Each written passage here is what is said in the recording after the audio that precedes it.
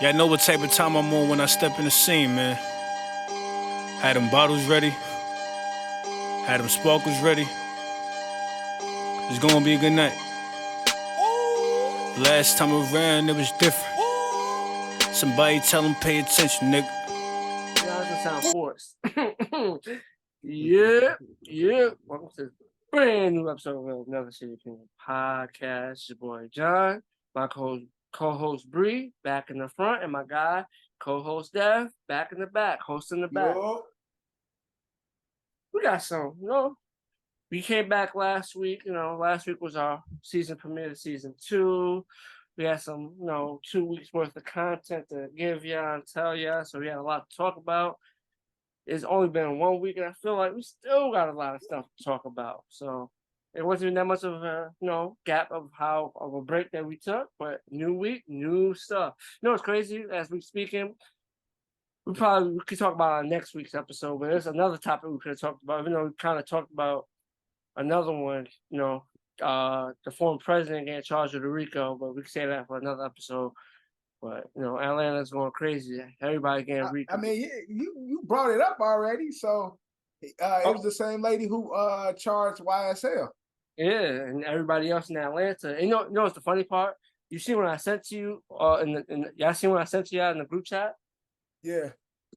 So apparently Trump was saying that the lawyer that charged YSL used to mess around with one of the main murders that they're facing. So the gang member that well, not saying Trump saying it, but the rumor is that she's a lover scorn. Something like that.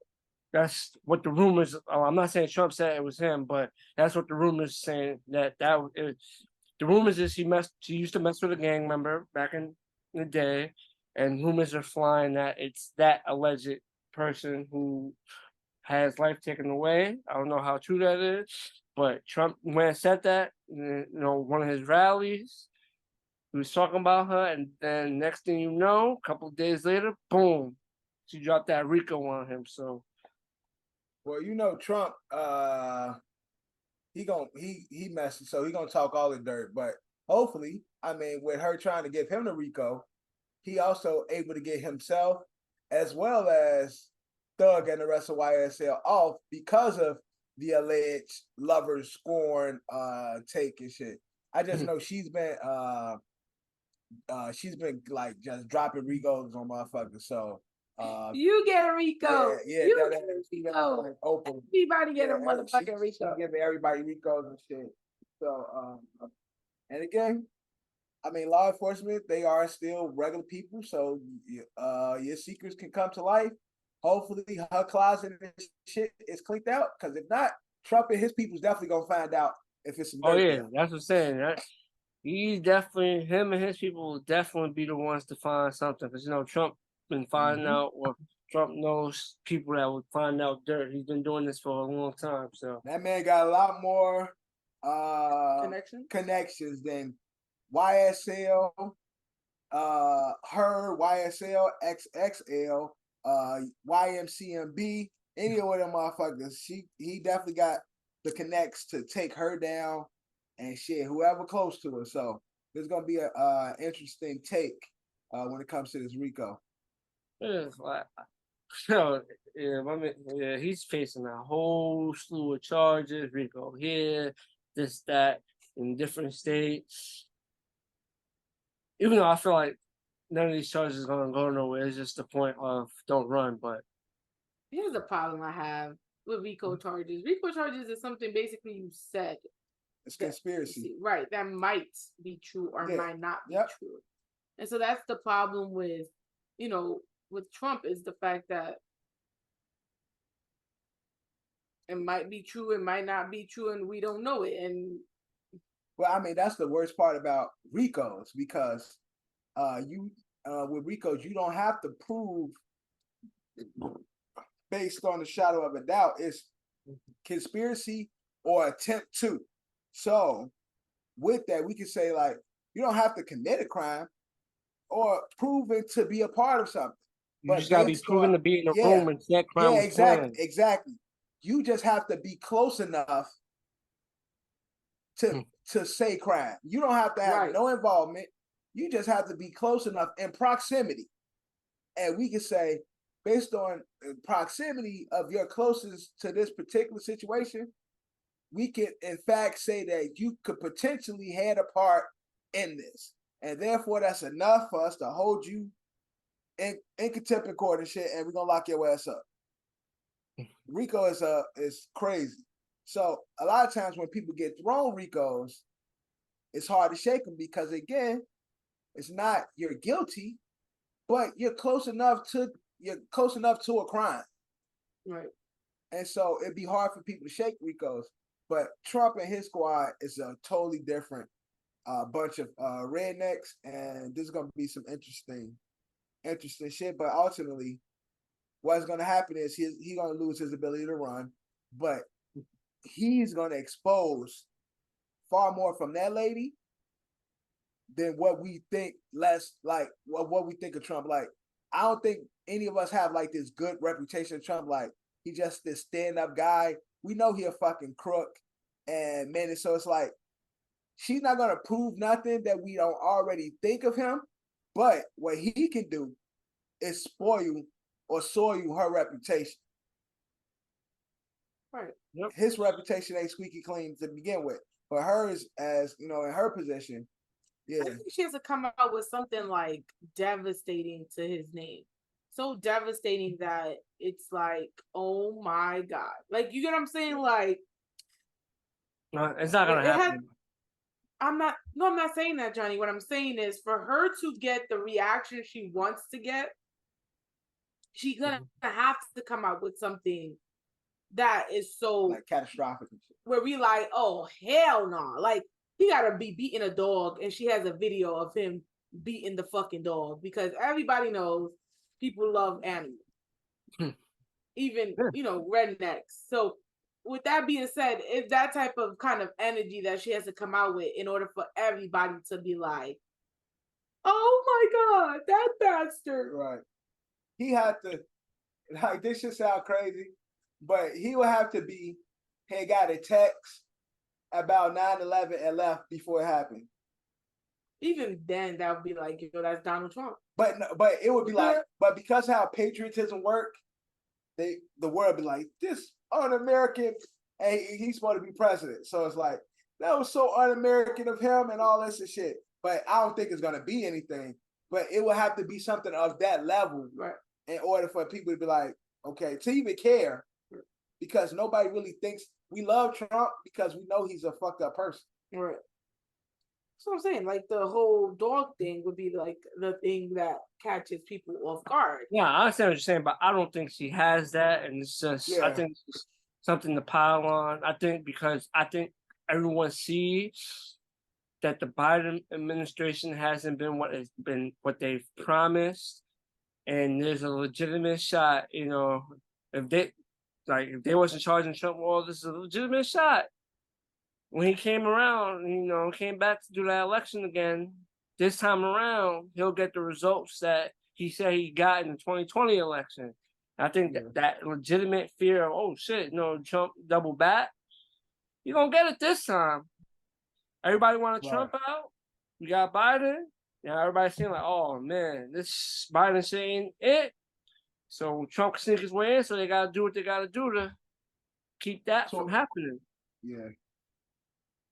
I think she's just trying to build her reputation, and she probably trying to build that too. Of course, if imagine she get Trump locked up, sentenced with a RICO charge. Yeah, I feel like she's trying to build up her resume and shit, try to get a fucking. She don't run for president and be like, I'm the one who locked Trump up. No, she gonna be like attorney general or some shit, like some big ass, some big ass position in the judicial system. Some type of shit, some fucking judge or some. That's all it is, man. That's all what it is with the politics. They make a move. It's a make the move. You win, you move up. It's a platform. You drop down. Sorry. Yeah, we're gonna see though. Well, definitely, it's more more to the circus because I still think even with all these charges, Trump's still gonna run. So it's gonna be a very entertaining circuit. I want him to run because I want this to be entertaining. Oh yeah, the rat race gonna always. It's about to be. It's gonna get. Listen, it's about to get crazy. You know, it's getting closer and closer to election time.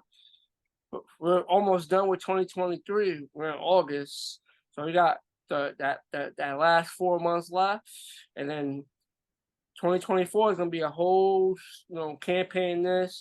People gonna be. I can't wait to see these debates. There's gonna be some interesting debates. That's gonna be the funniest stuff if they allow. That shit starting this year. Yeah, that's what I'm saying. It should be starting up soon. It should be starting up soon. This last quarter of the year, it's gonna start. Yeah, that I'm just saying. I just need some entertainment stuff. I need them to start.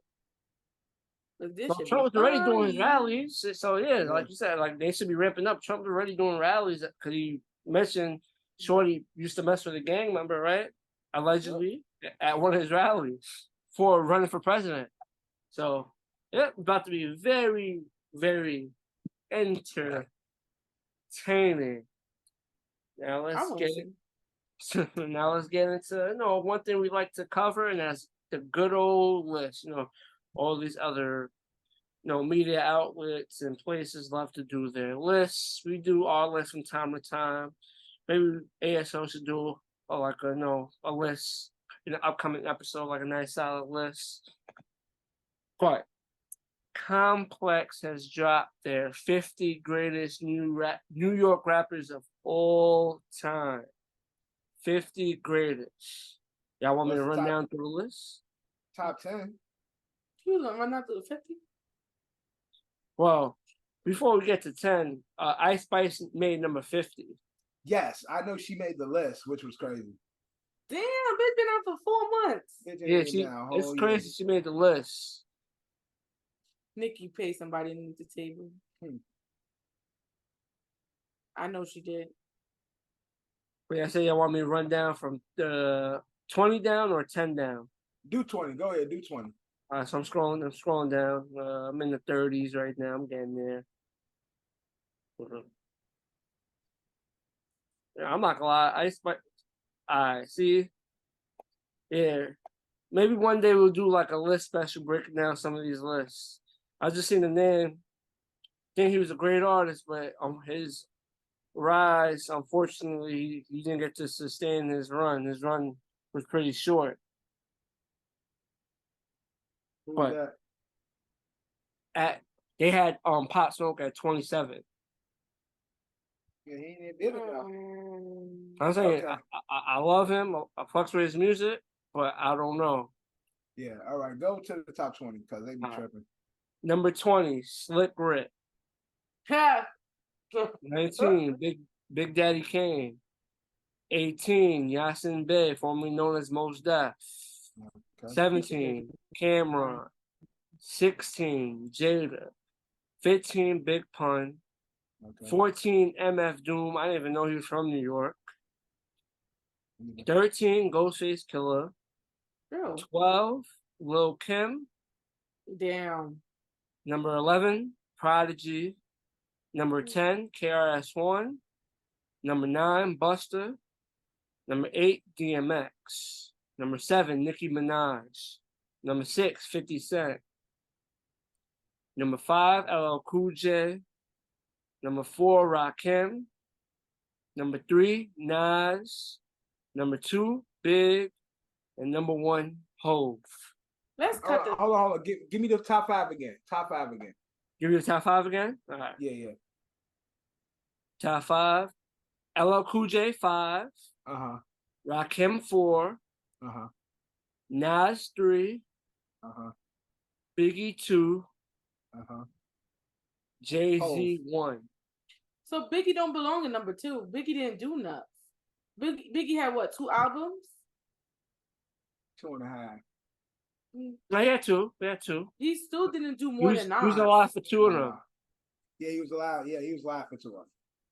Right, but he still didn't do bigger numbers than Nas. I mean, he hasn't done more. His discography is not bigger than Nas, but Biggie is critically acclaimed. Like, He just Biggie again. I'm not mad at people when they say that Biggie ain't did enough because it's the same thing for a lot of artists. Like if we don't say that Biggie had one more album than Pop Smoke. So it's like alive. Yeah, Pop Something wasn't even alive for his first album. Yeah, he was actually dead, but most of the music was recorded before he passed away and shit. But I don't be mad at people when they say Biggie, but again, lyrically, Biggie influence, and I think that's a part of it. Biggie's influence on hip hop, and especially 90s and people that really call themselves MCs. Biggie influenced a lot of niggas, even though his stint was short. I'm not mad at that. I don't think 50 should be above DMX. If we just talk like what would the criteria are we just talking about? Lyrics, or are we talking about commercial like overall success? catalog, but like commercial success,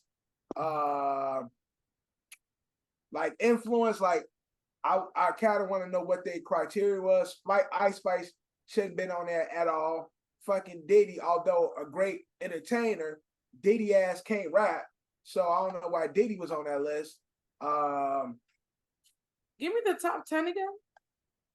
Top 10? Mm-hmm. Diddy was number 48 on this list. Mm-hmm.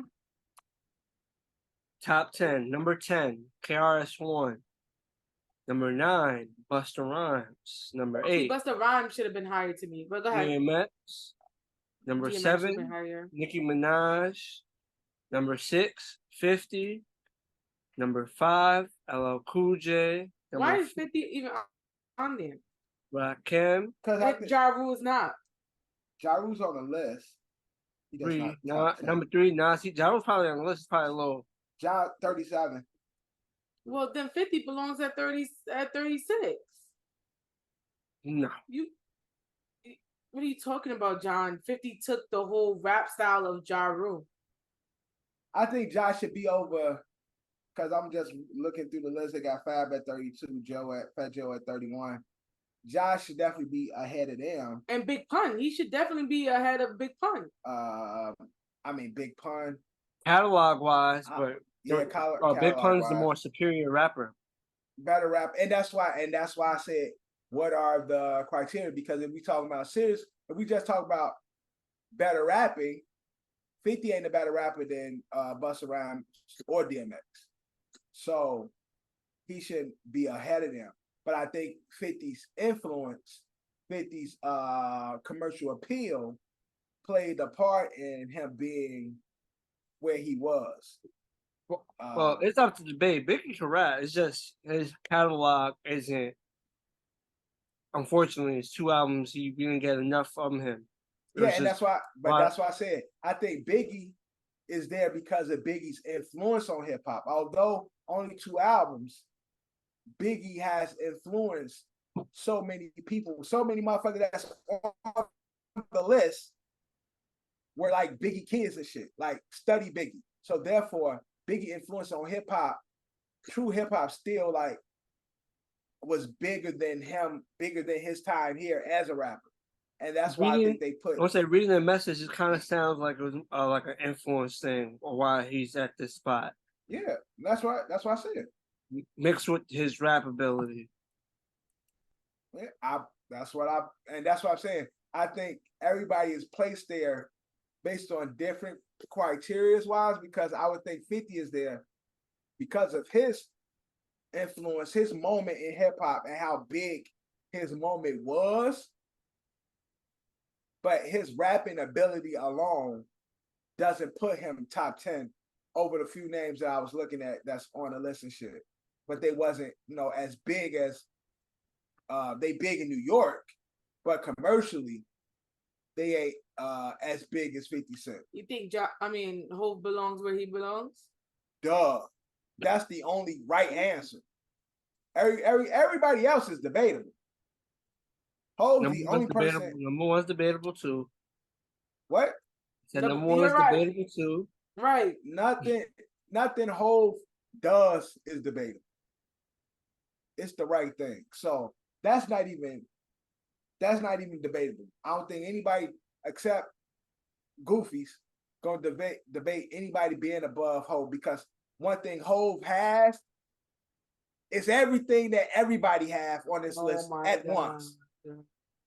Damn it, but you can't be biased like No, that. it's not, but it's not biased because the culmination of what we like about every artist on this list, Hov has everything. His lyric ability, popularity, commercial buzz, all of that affects on the culture, and has done it. But for if we just talking straight rap ability, there's a couple people you could say debatably from New York, rapping better wise. than Hov. Yeah. Nope. No, but again, maybe so. But maybe so, John. That's just one category. You're going off.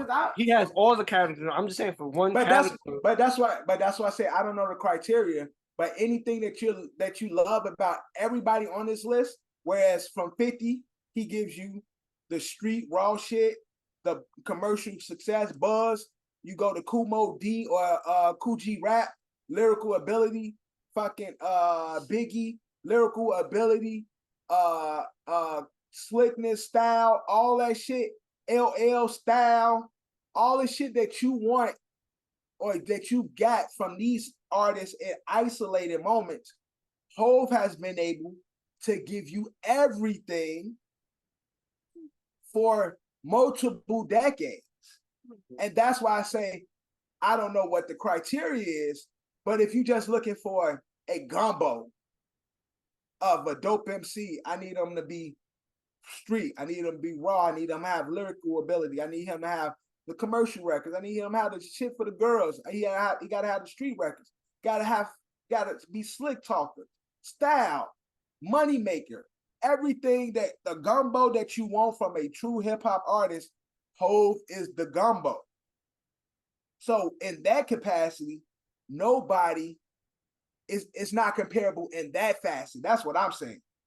Now, if they saying best lyrical rappers, if it said complex top 50 lyrical rappers from New York, then you could argue motherfuckers, because Pun is one of my favorite lyrical rappers. Like Pun fucking be really like rapping circles around motherfuckers. X can rap circles around motherfuckers. Like it's a lot of motherfuckers. That's why I said that's part of why 50 here, because 50 ain't out rapping a lot of these motherfuckers on this list. But 50 had that moment, and it was a big ass moment in hip hop where he had the street shit, had the girl records, had the style, had the influence, had everybody checking for him. Therefore, that's why he deserved, because his moment in hip hop was so fucking large. But all of that combined, you get it fucking Jay-Z. I found it. Their list is based on skill, lyrical ability, and impact on the genre and culture in New York and beyond were the key factors in determining who made the cut. Okay. How did High Spice made 50? Huh? No disrespect to Ice Spice, but how did High Spice made 50? Yeah, she shouldn't. Again, she should have. Too soon. Cause they got A$AP Rocky on there. Yeah, he's in the 40s. Cardi B is 25. Cardi's there. Like you said, just too fucking early for her. Look, no disrespect to Ice Spice. Commercially, she's probably bigger, but she's not a better rapper than Remy Ma. She ain't a better rapper, but Remy Ma hasn't never really like catapulted. Yeah, she hasn't had the commercial success. Yeah.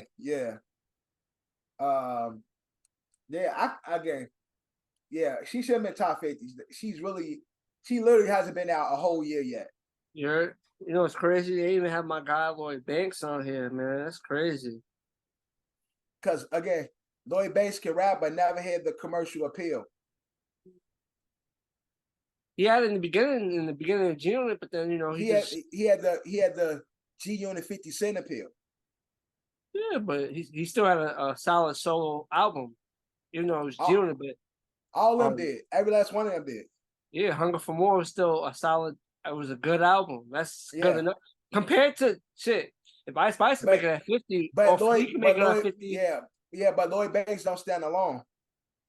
Lloyd Banks is part of the G Unit regime. Understandable. Shit, Jim Jones and Cameron both made the list. Yeah, but Jones has made his own name and made his own lane. Even though they got them far apart on the list, Jim Jones is 45, Cameron 17, but they both that makes sense. But again, Jones, as Dipset was starting to dim a little bit, Jones revamped they shit with balling in his second, like getting his second win. Jones really like reestablished himself. So I respect Jones being on there, although I'm pretty sure there's somebody I could find, a few motherfuckers I could put over him. I know there's a few motherfuckers I could definitely put over Ice Spice. I mean, Complex, these, a lot of these lists be pandering and shit. Ice Spice is the it girl right now and shit. And again, big commercial success. So they just eating dick, but everything else on this list is debatable based on what you said, John. No, criteria. Yeah, I was saying rapping wise, Banks would be on the list before Diddy. Rapping wise. Oh, definitely. But influence. But that's why it goes back to influence and why Diddy's. Yeah, I was saying that, but I'm saying like I was like, yo, now we got Spice. I know Banks could take somebody else's spot. All right. I don't want to disrespect him neither. Who? RIP to him, but Banks would have made the list over Biz Markie. Yeah, but Biz Marquie's influence and culture over hip hop culture is bigger than Banks. Yeah, but Banks is the more superior. They said skill. They said skill and lyrical ability. Banks is, no offense to Biz Markie, has those two over him. Biz Markie may have the influence into the culture, but Banks has the other two over him. But Biz Markie got the production, beatboxing skill over Banks. So that's where hip hop began on the street. So I give it 2-1 for Biz. 2-1 for Biz. 2-1 for Biz. So again, I don't be mad at these lists, but I be mad at these lists because I'll never know exactly. I think Bill, who's the people? Big L could have been. This is complex. Big L could have been a little higher. Big L is a lyricist, skill, but he never really had the influence or culture. Before he got the influence. Yeah, he never got to that point and shit. I just be hating looking at these lists, and then I go look at the writers, and they all be like fucking nerds, white, fucking Jonah Hill looking motherfuckers. Oh, this is complex, and they named everybody in their list. I mean, it says article by, I can't pronounce that name. Yeah. Aria Hughes, Donnie Kwok, Noah Callahan Beaver. Yep. Callahan Beaver. Ahmed, Joe LaPuma, Jessica McKinney, Jordan I know who Rose. Joe LaPuma is. That's Jordan a sneaker Rose. shopping nigga. Angel Diaz. I heard his name before. Jelante Turner Williams, Peter A. Barry, and Eric Skeleton. Yeah, a bunch of cornballs, fucking implants that probably ain't none of them from New York. And just like some fucking, like I said, Jonah Hill, Michael Cera looking ass. It's people still like it's a look decent like the crew list, from but... look like the crew from Knocked Up and shit. Like I bet you all of them, if you take a picture of them, it look like Jonah Hill and his friends from Knocked Up. You know, Jonas Hill look like, Exactly. So it is what it is. We keep saying that we're gonna make our own fucking real list because we know the shit. We know the streets. I don't know if Hov is gonna be first. Hov is always first. If Hov ain't first, then I'm not even associated with it. So y'all. And I guess because you're not even see. This is why you be talking about Johnny, but you dick riding right now really hard. First off, don't put that on me. And two, Johnny, is he not dick riding right now? Johnny, be honest. Be honest. ain't no dick riding. Is he not? Johnny, Ain't no be dick honest. riding. Be Again, honest, based Johnny. on the criteria that John said, like, who bigger than Hov in New York? I'm gonna have that. But And again, in the that's fucking world, and ever lived in this life. okay. All right, Dick Ryder. Johnny, Watch your mouth. Watch your mouth. You call Johnny all the time. Whatever Johnny I talks can call about. Johnny, but you can watch your mouth. You talk about Johnny all the time. Let's call it out what it is, okay? Let's call it what it is.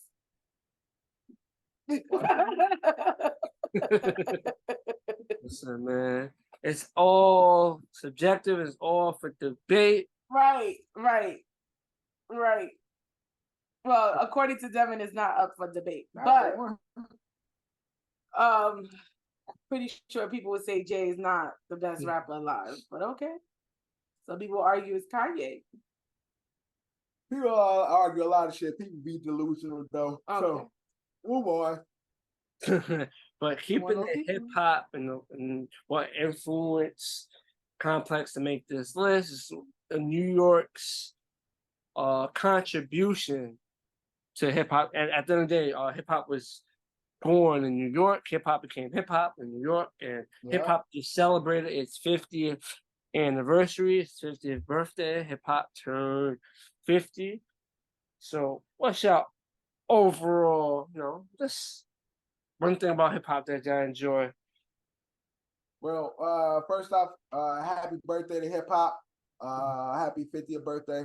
I happen to be at the hip hop 50 celebration at Yankee Stadium with my son, Kev Jack. So it was a good show. We had shitty seats, but we were we were seat hopping. We were jumping from people's seats until we got put out, until we got moved and shit. So we had really good seats. Really? Yeah, was moving and they moved ya?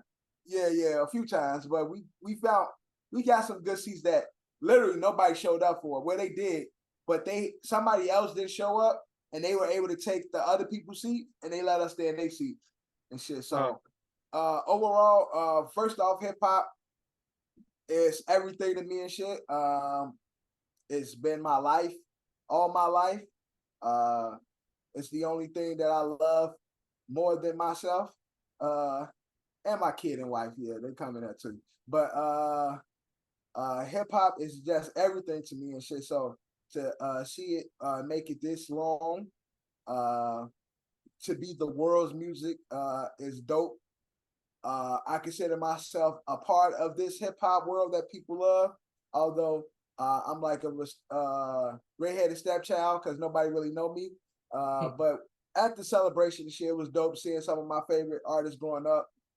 T.I., Lil Wayne, fucking old school niggas like Kumo D, Run DMC, Coogee Rap, a bunch of motherfuckers. They had a female set where they had Remy Ma, they had Lil Kim, they had fucking Trina out there and shit. Then they did a Bronx, because we all know Bronx is the birthplace of hip hop. Had a Bronx set where Fat Joe came out there, titties out, no shirt on. But Trina's not from New York. She was a part of the girl set, the ladies of hip hop set. Eve was supposed to be there, but she dropped for some reason.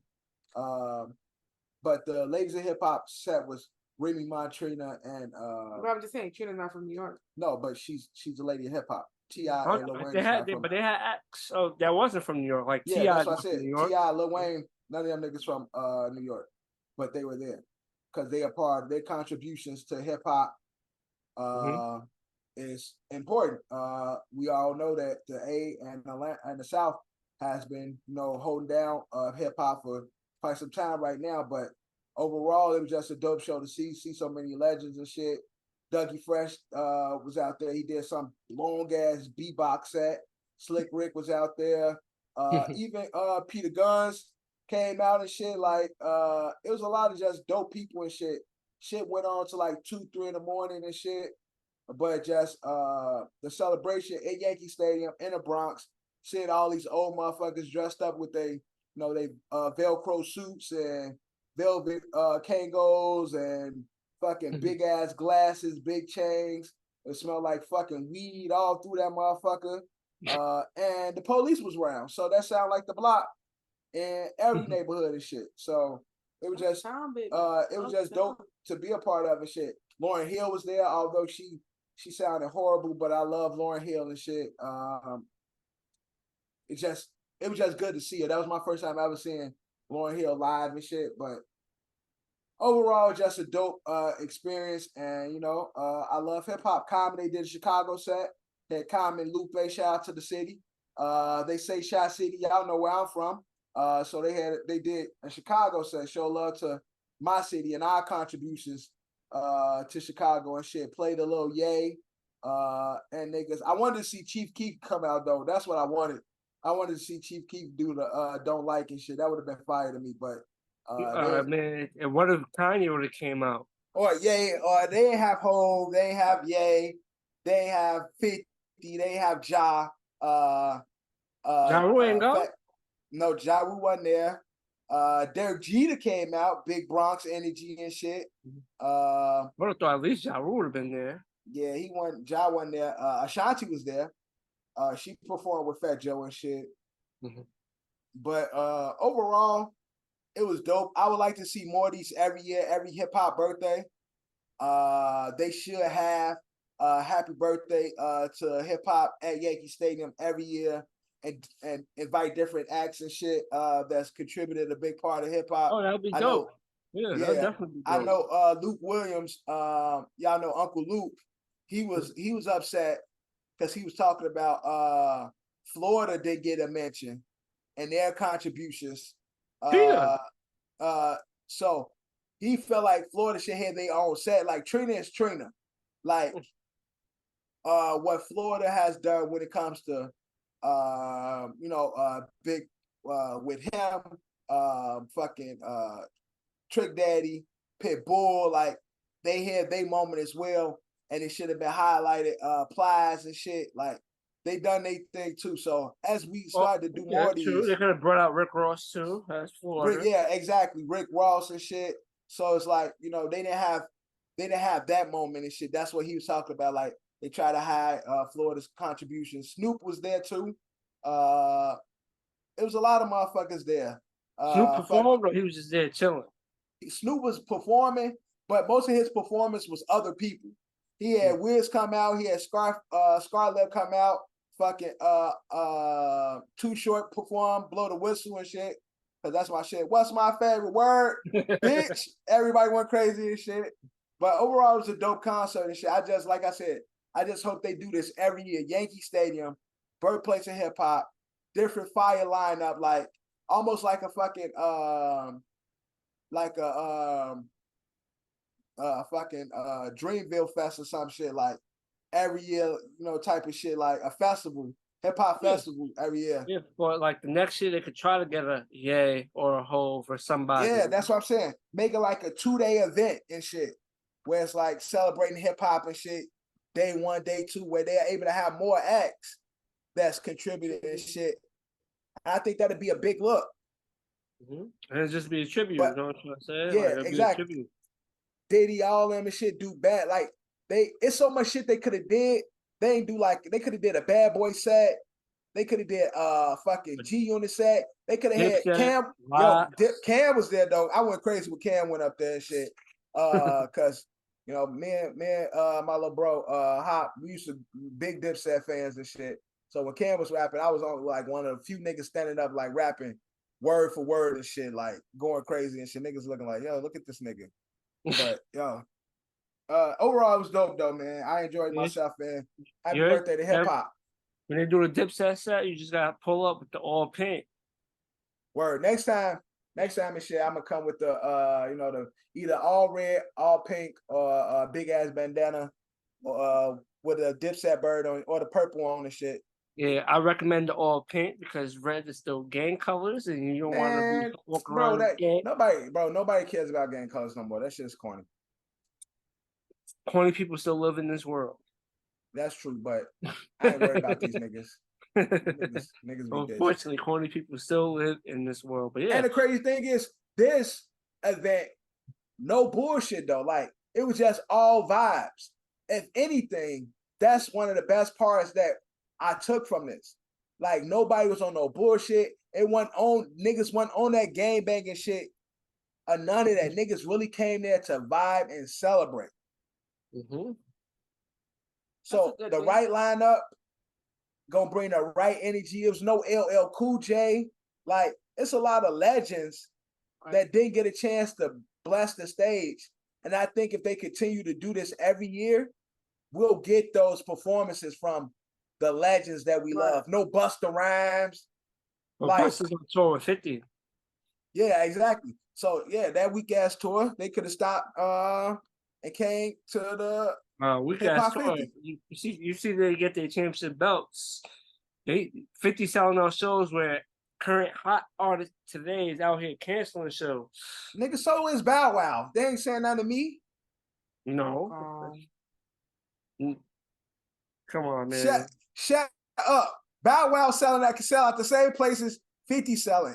That don't matter. These are legacy acts. So of course people gonna you can't sell go the same out. shows as 50. No disrespect to Bow Wow. You can't.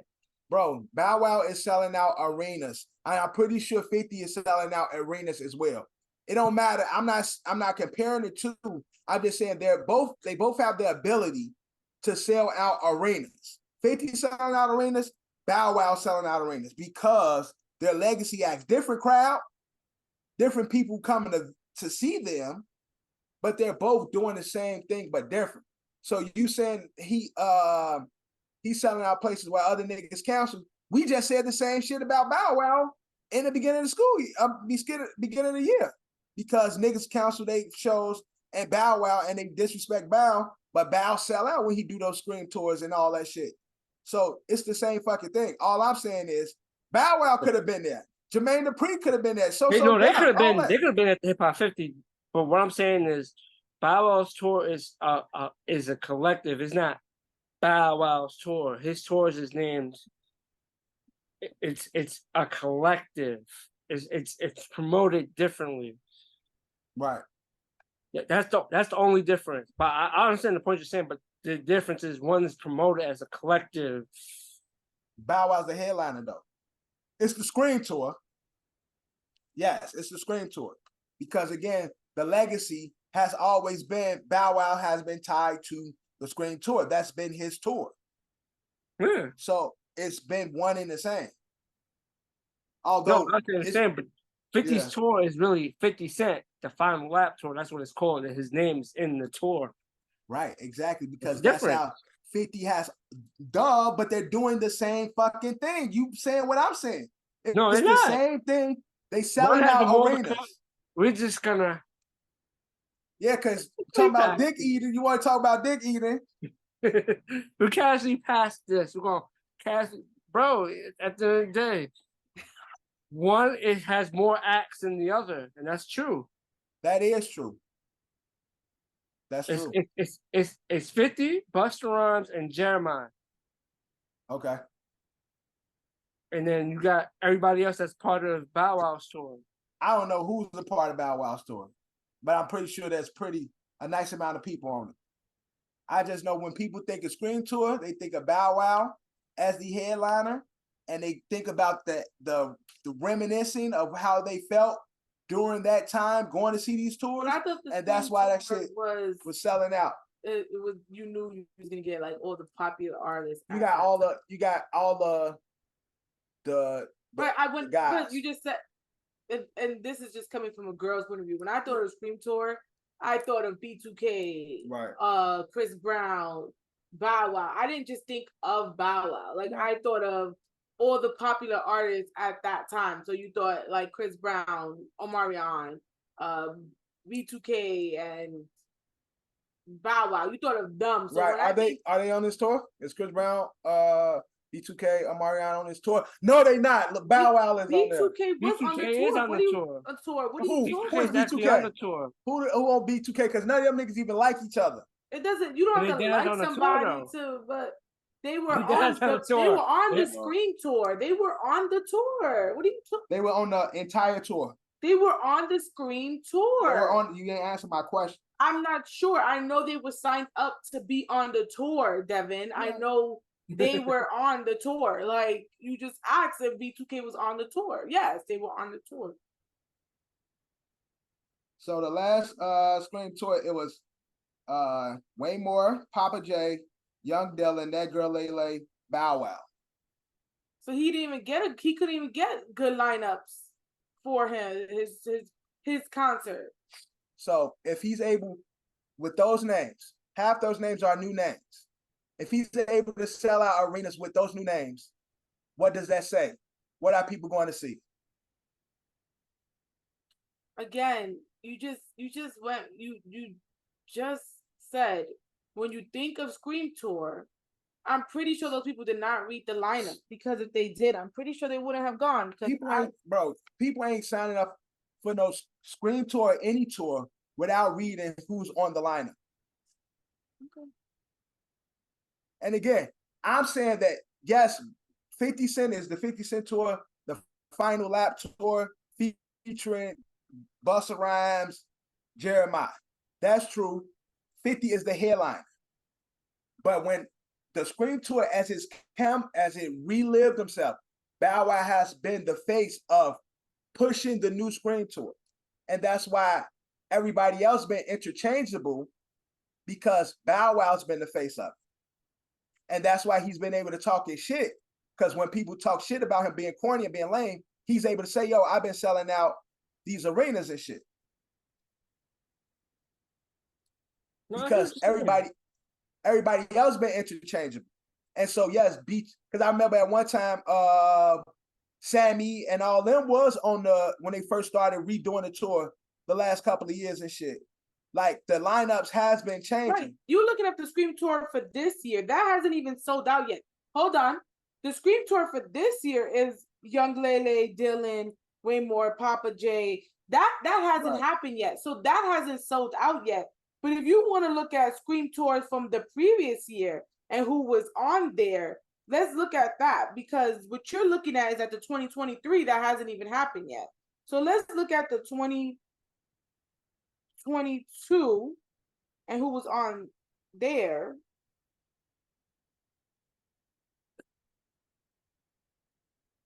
It's New Year, man. It's New Year. Different stuff, man. New Year, Yeah, I know. your inflation and all that stuff is more going crazy economic wise. Shit is more bad this year than it was last year. And them niggas, and them niggas that was on the tour last year is bad, and they should have stayed, because this is how they was getting their coins. But I digress. All I'm saying is, thank you, hip hop, and all the Thank you, hip hop. We straight all the contributions. I'm straight from the topic. Everybody who contributed, because my biggest point was, if they make this a yearly thing, just like the Scream Tour, just like 50 and his tour, all this shit can be done at Happy Birthday Hip Hop every year. Yeah. Where you can have 50 as the headliner. Happy Birthday 50, Happy Birthday Hip Hop with 50 the headliner and have a bunch of other people. You can have Happy Birthday Hip Hop ATL a version or a South version. You can have a Happy Birthday Hip Hop West Coast version and shit, like, because there's been so many contributions from all over. This shouldn't be the final stop for the Happy Birthday Hip Hop tours. Yeah, I agree. Or this should be the only year that we see something like this. This should be the beginning that we do this every fucking year. That everybody show up peacefully, party, and celebrate hip hop with all the people that's and their contributions to it. Yeah, I agree. Now let's move on from our hip hop talk. Let's move on from our hip hop talk. Let's get into a statement made by Neyo. Do y'all agree or disagree with his statement? What was his statement? His statement was, let me go back to it. Scroll up. Let me roll the volume, that way don't play it in the background. He issued an apology for comments about children and gender identity. No, he didn't. So his initial statement was he was in an interview and he was asked about, because he has 7 kids altogether, 5 boys, 2 girls. He was asked, how do you feel about the gender formality that kids get to choose what gender they want to be, No, non-binary? He apologized, but he still No, he apologized hold to people. on. Wait, offended, John, but he still he didn't apologize. That was his publicist who made the apology. I'm gonna say the statement that he made. He said, as a parent, I don't think that a 5, 6, or even a 12-year-old should be making those kinds of life decisions as a kid. We don't give them opportunities to make drinking or smoking decisions. Why would I give the opportunity to my child to make life-altering decisions at that age? It is not their job to do that. His publicist then let out a apology, and without Neyo's permission, and Neyo went back online and said he never apologized and he doesn't feel So he stands on his what do you say he's standing on? Right. Yeah, Right. he's saying I'm sorry if you feel some type of way. I'm sorry if you upset, but I'm not changing my statement. And like he said, big key word he said is my kids, myself. I don't give a fuck what y'all do with y'all kids. But if you ask me a question, I'm speaking from my perspective as a parent to my kids, and he feels as though at that age, a child is not fit to make life-altering decisions like that. The same way we don't allow them to drink, to smoke, and do a lot of other things that could be that can affect their well-being and their life, just period, in general. And it's his job as a parent to make those decisions for them until they are old enough to do it themselves. That's fucking parenting 101. We all know this. So him saying me and my kids, this is what we're doing in our house. What are you offended about? I ain't saying shit about you and yours. Right. I'm saying what we doing over here. You let your kids stay up to 10. I let my kids stay up to 9. Right. That's my house. Well, as growing up, we heard parents say that. Oh, my friend gets to go out until 8 o'clock. Well, I'm not that person's parent. I'm your parent. Exactly. I'm a parent you the way I think is fit. Exactly. And so, to me, being a parent, I'm gonna tell you like this: I'm gonna raise my child how I see fit for my child. Yep. Because you don't know my child. I birthed him. So if I see well, this way works for my child, I'm gonna do it for my kid. But you're taking away their choice. We take away their choice every day when we tell them to get up and go to school. If you tell your child, get up and go to school, you're taking away choices. If you tell them they have to wear this particular clothes, they have to go to bed at this time. They have to clean themselves. They have to clean themselves. They have to eat certain food. We are taking away their God-given right of choice. So with that being said, why do we do that? Because we feel as adults, it's our job to nurture and make those decisions for them, right, until they're able to do so and fend for themselves in this world. He didn't say now once they become of age, if they decide to do that, I'm gonna disown them. That's not what Neyo was saying at all. What he was saying was, but while they are children, I will certain decisions is not for them to make, and that's okay. And see, what parents or people seem to forget is you got to take sexuality out of a child. It will come later on. It doesn't need to be, everything needs to be sexualized in this freaking world. I remember being a kid and it wasn't sexualized. It wasn't like you have to be this. You have to choose what gender identity you are. You have to know who you love at the age of 5. Like, kids don't be giving a fuck. That shit don't even, it be adults putting this shit on kids. Kids do not be worried about shit like that. No, they don't even see this shit. Kids just want to have fun, make friends. I don't care if you boy, girl, indifferent. I like Bobby because Bobby's a good person to me. Bobby's nice to me. I don't care how Bobby identify as. Right. I like him because he's cool. I think he's cool. I think he's a good friend. Ain't no sexuality or anything attached to it. It's our grown asses coming with our opinions and us trying to police everybody else's way of living. It's okay to say, I don't want to do things your way. That's cool. You can do it over there. That's your shit. Do it your way. I'm not going to argue with you about the way you doing it. That's you and your kids. They got to live with that. But my kids going to do shit the way I feel. And if I don't agree with the way you doing shit, my kids ain't going to be around yours. I just think it's a fucked up idea that his publicist, who he pays, decided, well, I'm going to initiate an apology.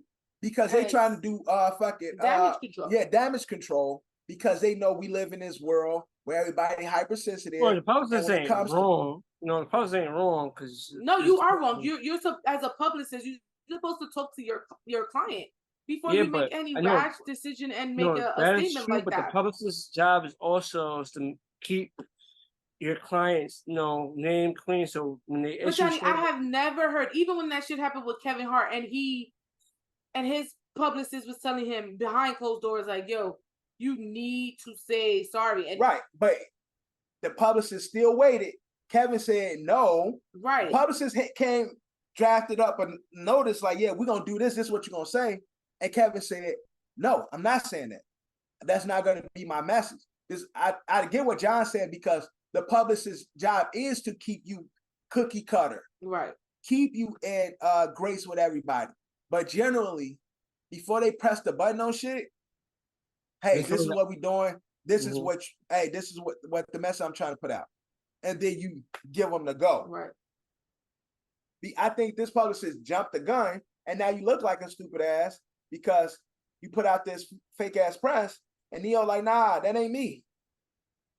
And although y'all might be offended, and I apologize for y'all being offended, I'm not taking back what I said because I mean what I'm saying. Right. Yeah. And what I mean for me and mine has nothing to do with everybody else. Which is all true. The same way a motherfucker can say, I don't want my kids hanging around them kids because they don't know how to act, or the way they parent is different. The way they being parented is different. I don't want y'all around there. Y'all not gonna be influenced by this. Like you said, yeah, they might be able to do that over there. They can stay out and spend the night over motherfucker's house, but you ain't doing that.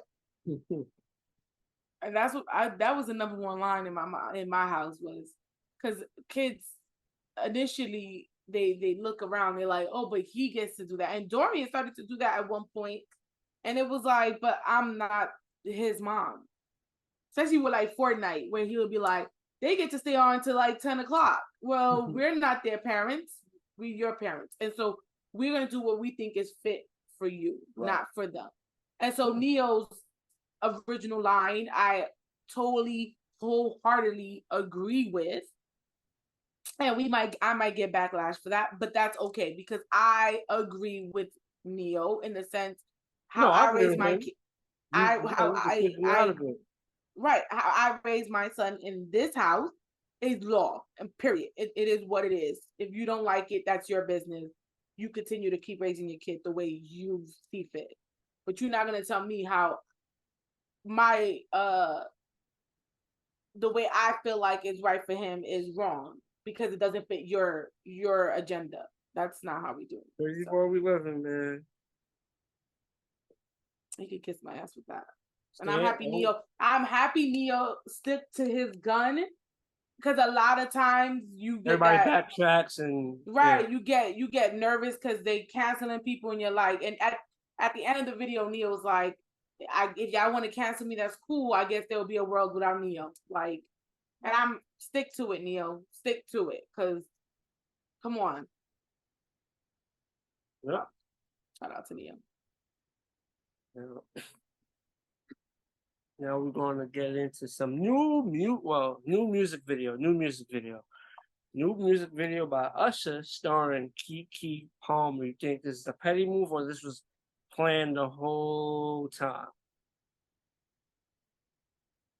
I think it was planned. I just think they trying to capitalize on the moment.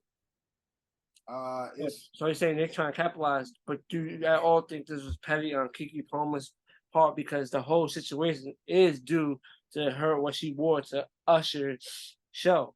I think it's in poor taste if she's still with the guy. Well, her baby daddy? Yeah. Yeah, she was still. Yeah, I think that's kind of in poor taste because of the look. But whatever. I mean, I know why they doing it. I don't think this video would have came about if that moment didn't happen. But if they still together, she probably told him what was going on, and he probably okayed it, and then go write a Instagram post about it next week. How she disrespected him.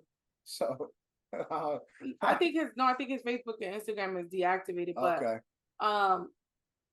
It just makes her look bad. Well, a lot of people are saying like they agree with this, but to me, as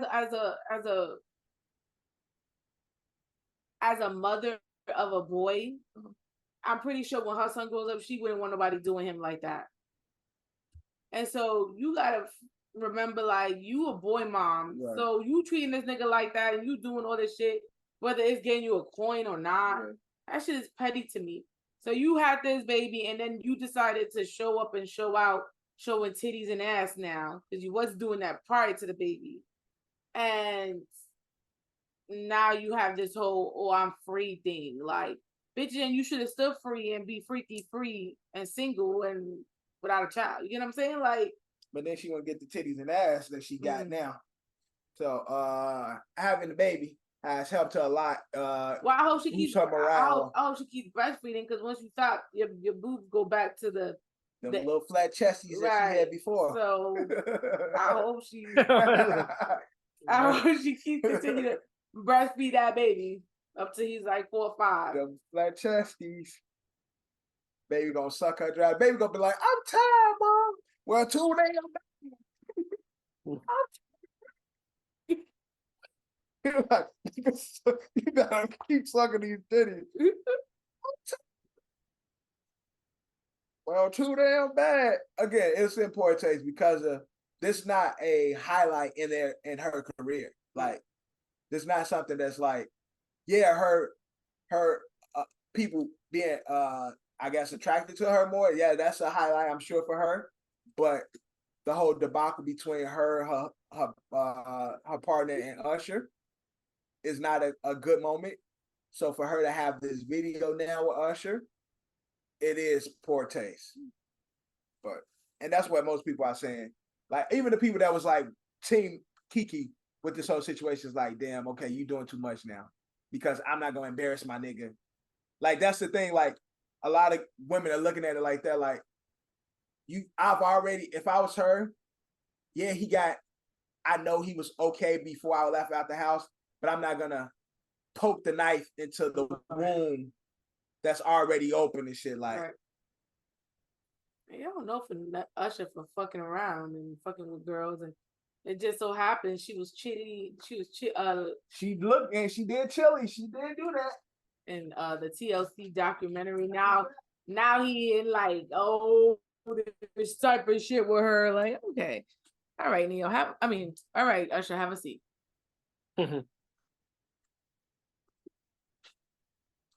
So greetings, petty. Jeff says they're capitalizing on the moment. I think it's a mixture of the both. But new music videos. But again, it is a coincidence that she's now tied with Usher, who we all know was in love with Chili, who she played in the biopic and shit. So I don't know, maybe trying to get the next best thing. Right.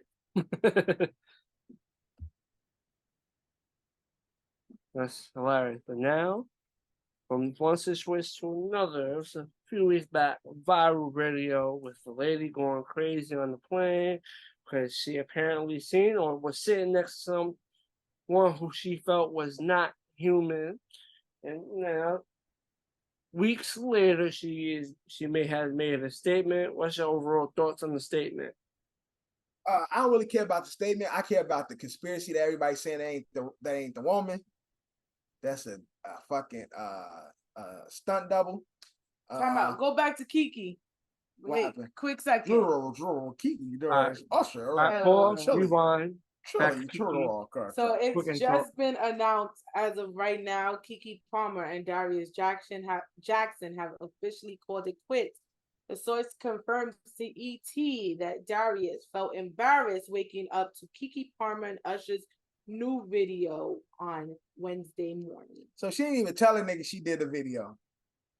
So super petty. So super petty. That's crazy. You out here working. We laying next to each other and say, "Hey, baby, how's work?" No, I just did a video. We laughing. Oh, you don't see. Yeah, right. I can't wait till you see this. Yeah, so if anybody felt like Porte's prior, then it's like, damn, the nigga allegedly didn't see you going to the Usher concert. Now he don't see you. He don't know you in the video.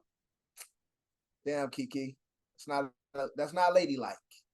It's not ladylike. He did him dirty. But I just this is. But these are her confessions. No, I'm just gonna say this and we can move on. This is how I feel. They caught up. No, this is how I feel. You risk your whole fucking family that you decided to create with this man, off of what?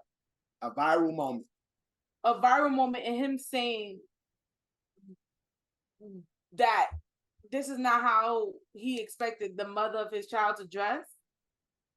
So you, instead of trying to work it out, you end the whole relationship and take away a chance of a family for this child because you decided that you rather show your ass and tits than make it work. And this is the world we living in today.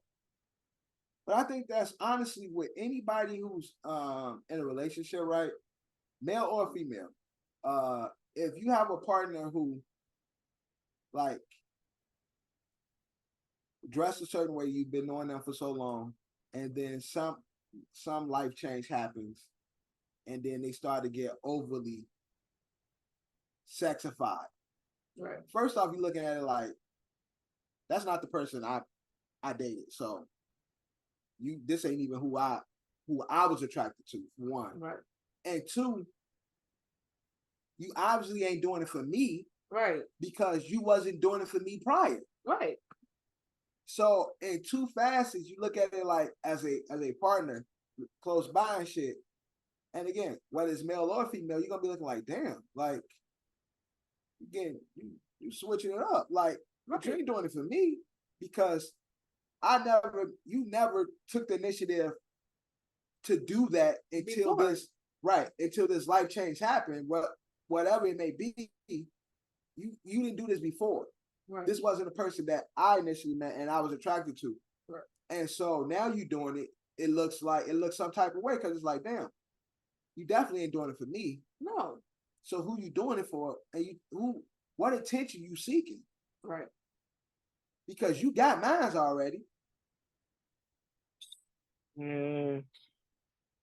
He is either way, you know. Who you think in this situation? Who you think will end up paying the child support? I'm pretty sure she's the more successful one of the two, and I know they usually do it for the women get that. So what did he take a court for child support? You think he wins? Yeah, he'll win. He'll win.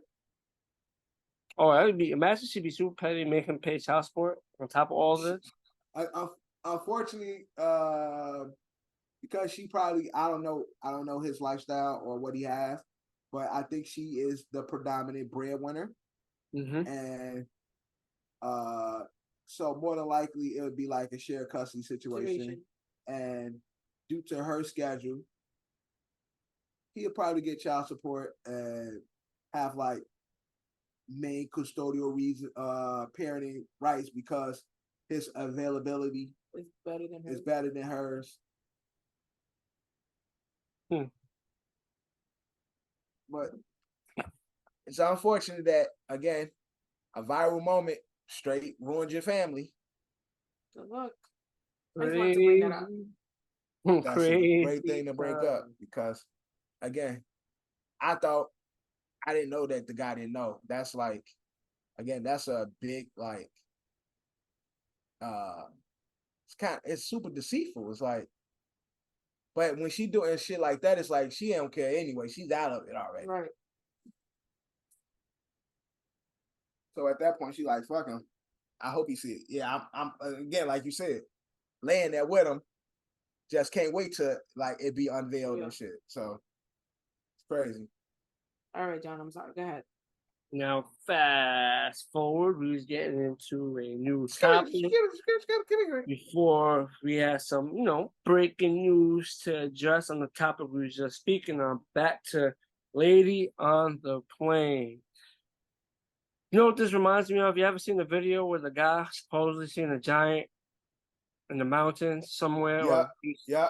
And then like a few weeks later, they said, apparently they said he went missing and no one knows where he found it. And then they found a video of supposedly him.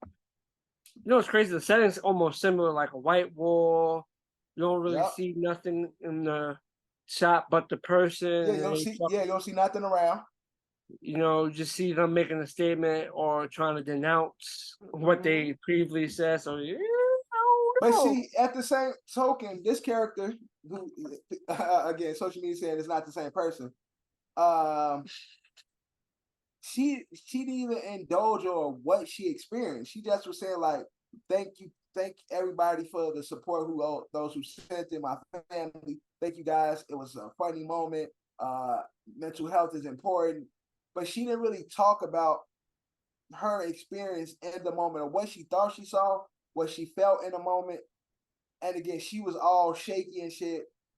People say she was emotional. The ones who believe, she was emotional. So, her voice was cracking and shit. But like you said, John, just like the nigga who saw the giant disappear for a few weeks off the face of the earth, come back, white wall, bogus, lame statement, can't see nothing else but there, can't see the surroundings, can't see nothing in the shot.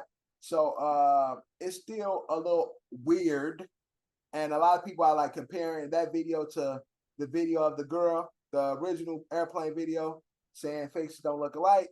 But this newest video, she has on makeup. So the conspiracy theorists are running wild, just like they did with the giant video. It could be true, man. Listen, if it was hers, after the video went viral, she should have made a statement within. She would. To me, you got 48 hours to make that statement. 48 hours. She was 48 going hours to through make that something. statement. Oh my God! So but we say that when someone's going through something, don't go to social media because then you want everybody to feel bad for you.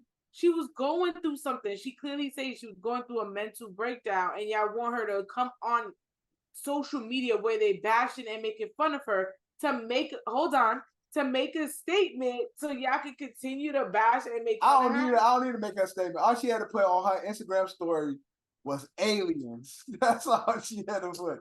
Can I say what I said? Can I say what I said? I don't need no statement. The mental breakdown could be debated as a cover-up for what she actually saw. My God. So she's gonna say, "I'm having a mental breakdown," when she actually saw some shit. She probably saw some shit. And she probably didn't see some shit. She's probably crazy.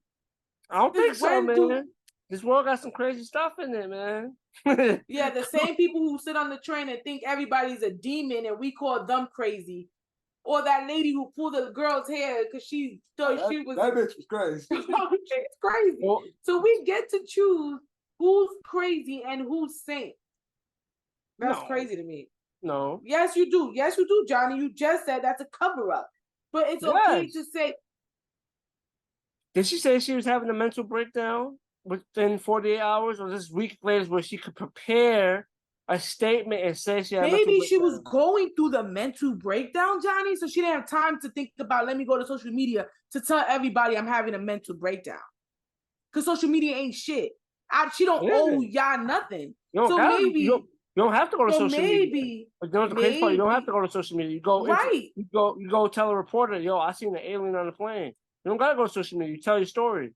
But she probably didn't see an alien on the plane. She probably was having a mental breakdown. Listen. Low key, she ain't see an alien. That was Tyrone Lue. I'm done. Listen, they only focused the camera on her. They didn't focus on the. She pointed at a direction. Nobody aimed their camera that way. It was like, because it was Mars Attacks. The aliens were right there like,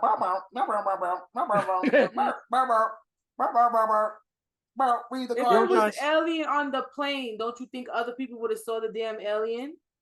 They didn't look. That's my point. They was focused on her bugging out. If I'm on that plane, she said she saw an alien. I'm looking like, yo, what is she looking at? And then if I see it's a regular person, oh no, she bugging out. Oh, it probably was an alien. Motherfucker, we saw a man in black nigga do regular shit. It probably did some alien shit, eyes like flickered or some shit, some weird way. She looked like, yo, what the fuck is that? Oh my god. And then it went back to normal, it's disguised. And she was like, yo, that motherfucker eyes just blink sideways. Or maybe right to right. She had a few drinks before getting on the motherfucking plane and was drunk. Why she had a buzzball? Why do y'all jump to it's automatic? Like the whole flight got off that plane. Right. And there's no footage of what the person she pointed at. She pointed at someone, and there's not one footage, no airplane footage. They're not trying to show you what she supposedly saw. Look, quick thing, before you get to your point. If she was bugging out, right? The airport would look, that's the person she said was an alien. He's a regular person. They could have did that within an hour. Why that nigga ain't come forward and be like, yo? Yeah, where's the supposed person? Or the person that was sitting next to the person? This bitch called me an alien. Or the person sitting next to the supposed alien. Because everybody's sitting next to each other. So somebody had to be sitting next to the alien. Facts. It's all conspiracy, all for debate. Facts, y'all. Aliens is real. Shit is real. It's all for debate. Before guys strike team. Shit is real. I'm just saying, it's easy to say mental health, man, because mental health is a topic that it's not, really like how I say it's not restricted to anything, because you could claim mental health for all issues, because everybody's dealing with their own mental health issues, and you gotta take care of your mental health. So you could just say mental health.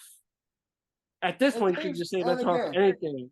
Does it mean it's mental health? You just can't really challenge it because you seem like. And again, mental health is a spectrum, and mental health is like health for all of us. So we all have to check our mental health and make sure that we restore our mental health. And there's certain things that can make us have an episode. I don't know what's real or not with this young lady or her situation. Something she could have saw could have triggered a mental health episode. Yeah, but what she saw could have been some shit that's paranormal or something that's not normal. Or what she saw could have triggered her mental health breakdown. But that's what I said. What that was, I don't know. But she's talking. Again, conspiracy theories are running wild. People saying it ain't her. If it is her, she's a lot more calm today. So I'm glad the actress is doing better. Now, we're going from one viral story to another viral story. So a husband revealed that he was talking to his dying wife, and his dying wife's last wish to her husband that she wants her husband to grant or allow to be granted is for his wife to sleep with a ex-lover from her past. So how would you feel, John? Foul or how would you feel? That's a crazy request.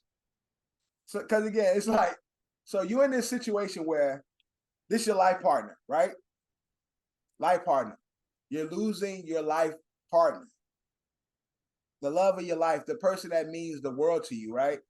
And all you want at those moments is for them to be happy. Transition peacefully. Mm-hmm. That's all you want in those moments. But for a request like that, how does such person as a life partner deal with a final request like that? That's a tough pill to swallow. I know me.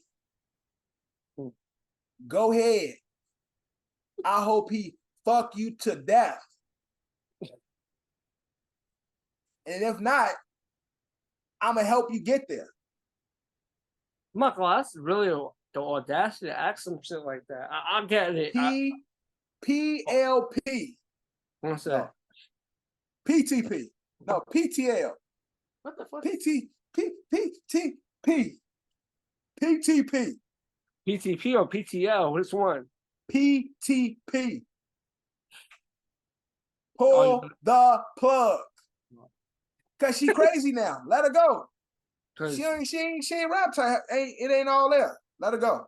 I guess, you know, since she's dying, and I guess knowing, obviously we all gotta die one day, but I guess having knowledge like, yo, given a set time, like you got 2 months or like a set deadline to it all comes to an end. Yeah. You know, have people thinking and your mind wandering or whatnot. What? Damn, man. I wonder if it was that situation, like they doctor said, hey, she probably gonna make it another 2 months, 2 weeks. So the best thing to do is make sure she's happy and comfortable. And in that moment, she's like, no, it's crazy. She dying. She thinking about a whole nother person. She with her life partner, who she married till death do us part. She thinking about fucking somebody, and it ain't you. That is crazy. That is wild. Yo, that is wild. I like As my wife. I'm on my diet. As my wife, I'm like, baby, doctor just told me you got 10 days, nigga. 10 days, and your days is done. And I'm like, all right, baby. Now, before I go, can I go smash one of my exes? Johnny, you know me. You think I'm letting that go, Johnny? No. You know me. Johnny has known me longer than you have. Your last days is gonna be hell fucking with me. I'm not gonna you're gonna have to sign, you're gonna have to tell your sister or your brothers, yo, take me the fuck away from this crazy bitch. Right. She about to go on Diary of a Mad Black Woman on my ass. Take this bitch. They gave me 10. I'm only gonna make it about 2. Right. Take me away from this bitch. I'm not gonna lie. After that request, that might be the last time I ever speak to that person. Like dead ass. It's like, wow.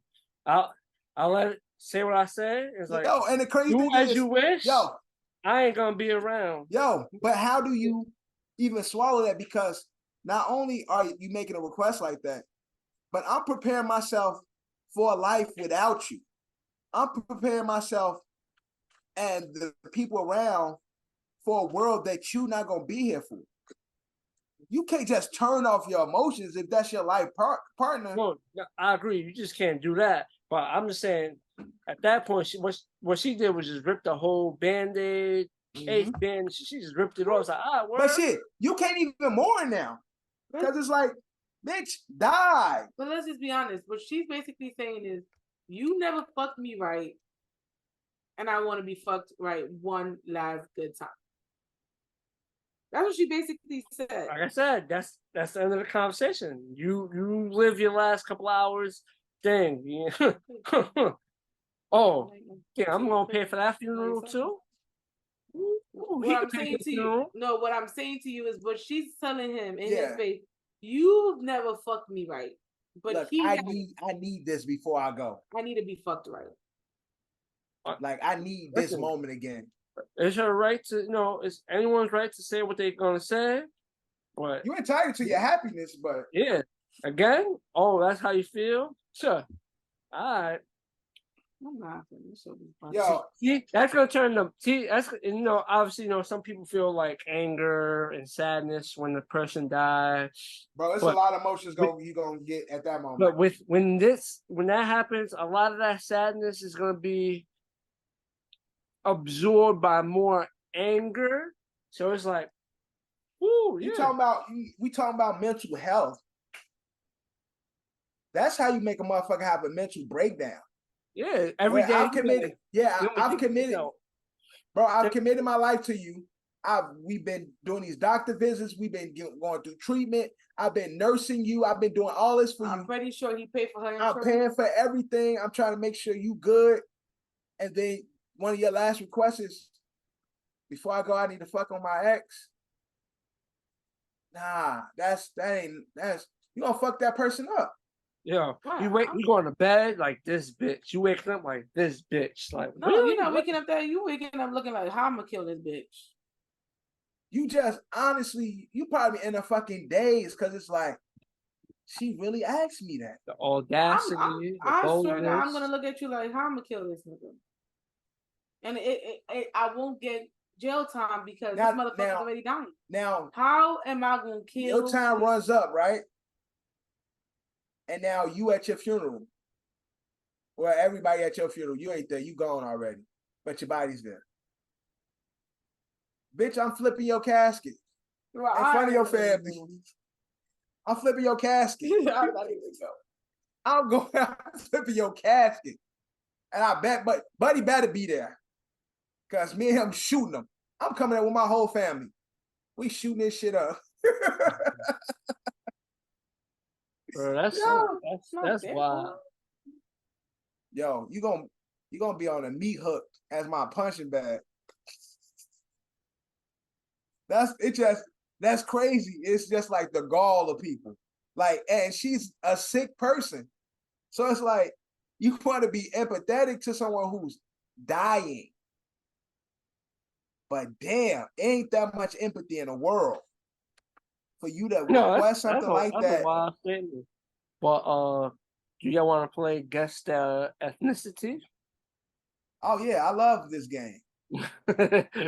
What or ethnicity or race of people you think they're right?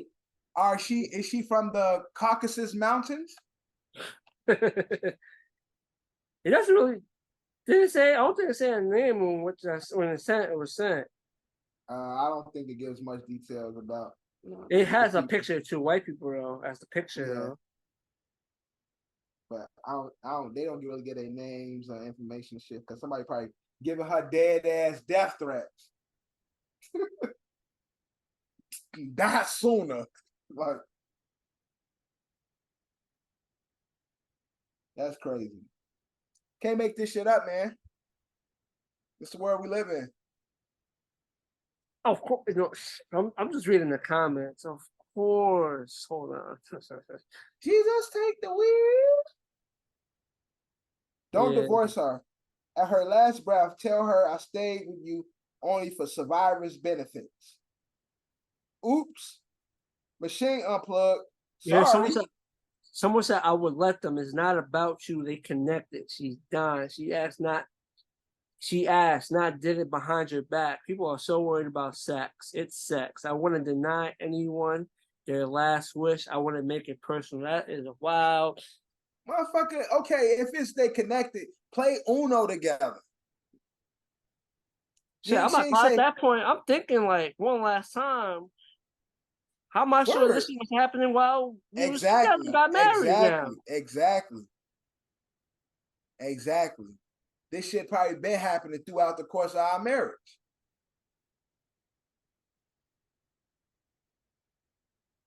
Nigga said she's for the afterlife. Like, she's for the streets. She's for the afterlife. Yo. As long as you her sole beneficiary, she can get pregnant for all I care. Somebody said, my question is, why is she still in contact with her ex?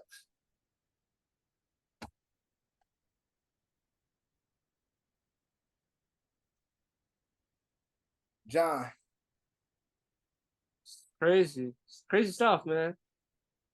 So if this happened, God forbid, just a situation like that, would you even show up to the funeral? In my honest opinion, I think I wouldn't. That would be probably the last words I say. You want to do that? That person could pay for it, and or his people come on you. Anybody else want to mourn you? They come on you. I ain't gonna be there. I'm gonna be wherever I'm at. I don't know what I'm gonna be doing, but I'm gonna be wherever I'm at. Like, damn. Some foul Yeah, shit, man. that's crazy, bro. That's forever gonna be on your mind. Even after she dead, you gonna think about that shit. Because again, like you said, it's like, damn, she been whole time she been fucking around with this nigga, our whole marriage, and I've been 10 toes down. And while she been going through this shit, I've been there, and she been fucking buddy, low key on the side. I'm trying to make her feel good, but this nigga the only one that could. I'm done with this conversation. That is that's crazy, but another crazy story. Prison guard was complaining of pain. They wouldn't let her leave her post. 2 hours later, she left and unfortunately ended up losing her baby. I don't want to spend too much time on this. That's sad. Unfortunately, when you originally posted, I thought she had was fucking a prisoner. That was my original thought. Pregnant by a inmate. But that's fucked up, and it's unfortunate she lost her baby due to working a post.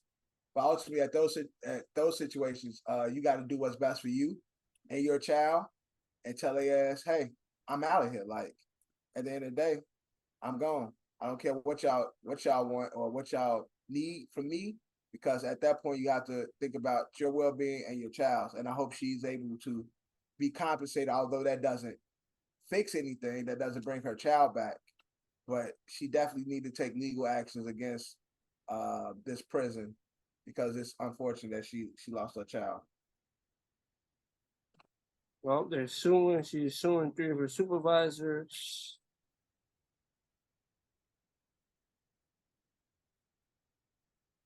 Yeah, as she should. As she should. I'm not gonna talk about this. I think this is just too much for me. Between this and the decapitated baby, I'm not gonna touch on these subjects. Well, sorry. Well, rest in peace to her baby, though. Yeah, it's our piece of the baby. Sorry that happened, and hopefully they get the justice they deserve. And that I just hate when we say, "I hope she gets the money," because it's just like, I'm pretty sure if she had a choice, she would choose her baby over that money. Yeah, that's a fact, but that's You know what I'm saying? If that's the justice that they get. She received justice. Yes. Now let's get into another story. Michigan police response after arresting a 12-year-old gone viral. Basically, they said there's been a lot of carjackings, robberies in the neighborhood, and the kid who was throwing out the garbage when he was arrested outside in front of his door, like not in front of his door, but in front of his house, his home. He went to the garbage to throw it out in front of he was on his property. He just walked up the street, throw out the garbage to get ready to walk back, was arrested. In fact, he had the same clothes on as someone that fit the description, which is wild. It's a 12-year-old boy. What's your overall thoughts on that? How many times do we hear we fit the description? That's something that they've fucking been using for forever and a day. You fit the description. You fit the description. Like, constantly. They've used that as a means to stereotype and typecast black and brown youth and young men and young women and all that shit. So it just continues to be more of the same, more of what we've known, more of what we've seen. I've actually experienced that once with my brother, where we were on the porch and the police rolled up and snatched him up and choked him out and said that he fit the description of somebody. And we were like, what's the description? Young, big, and black, like. And when we actually saw the picture of the other guy, looked nothing like my brother. All they had in common was they were black and they were big. Facial expressions, facial descriptions, nothing alike. So again, but a lot of times to them, we all look alike. So we all dress alike. They said similar clothes, was athletic wear, like the fuck? Adidas sweat shoe, Adidas sweat Nike fit or some shit, like the shit everybody wears. Of course you look like the next person and shit. Like, I think what they don't understand what they're creating is in these kids is fear. And when you create fear, you create danger. Fear or hate, and either one could be dangerous. Right. And so imagine what this kid is feeling. My mom probably told me to throw out the garbage. I went to throw out the garbage. And as I was doing that, I'm getting arrested. Like the fear that kid must be going through, that he doesn't want to go outside no more, or he's not going to want to. He's probably gonna tell his mom, I'm not throwing away that fucking garbage anymore. Like, it's a done deal for that shit. You can do that your damn self. Like, I know I would, because that shit is traumatizing. You get what I'm saying? Like, you doing a basic chore, which is throwing out the garbage. And in the pictures, that he looks like a kid.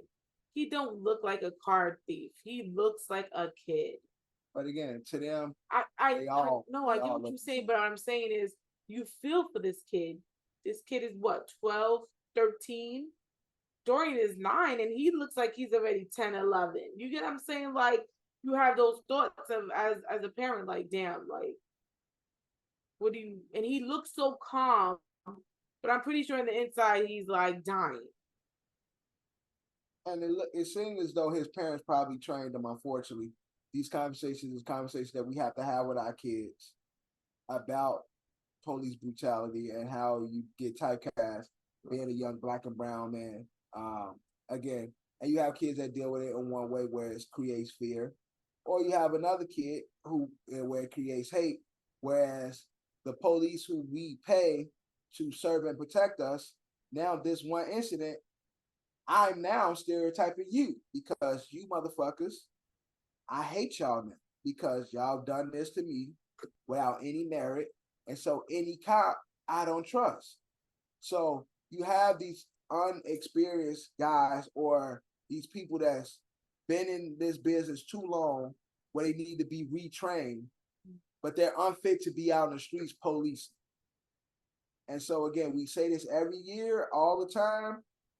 Police officers need to be retrained. And if you fucking afraid, then get the fuck out of this occupation because it's not for you.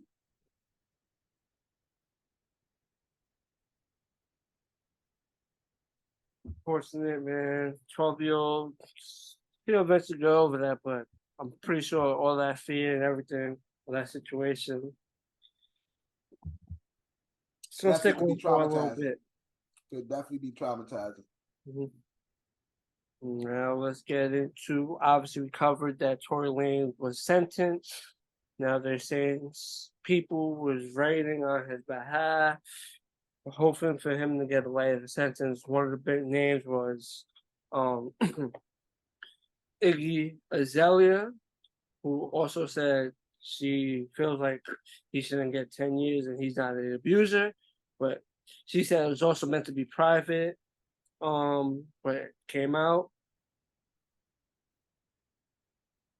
So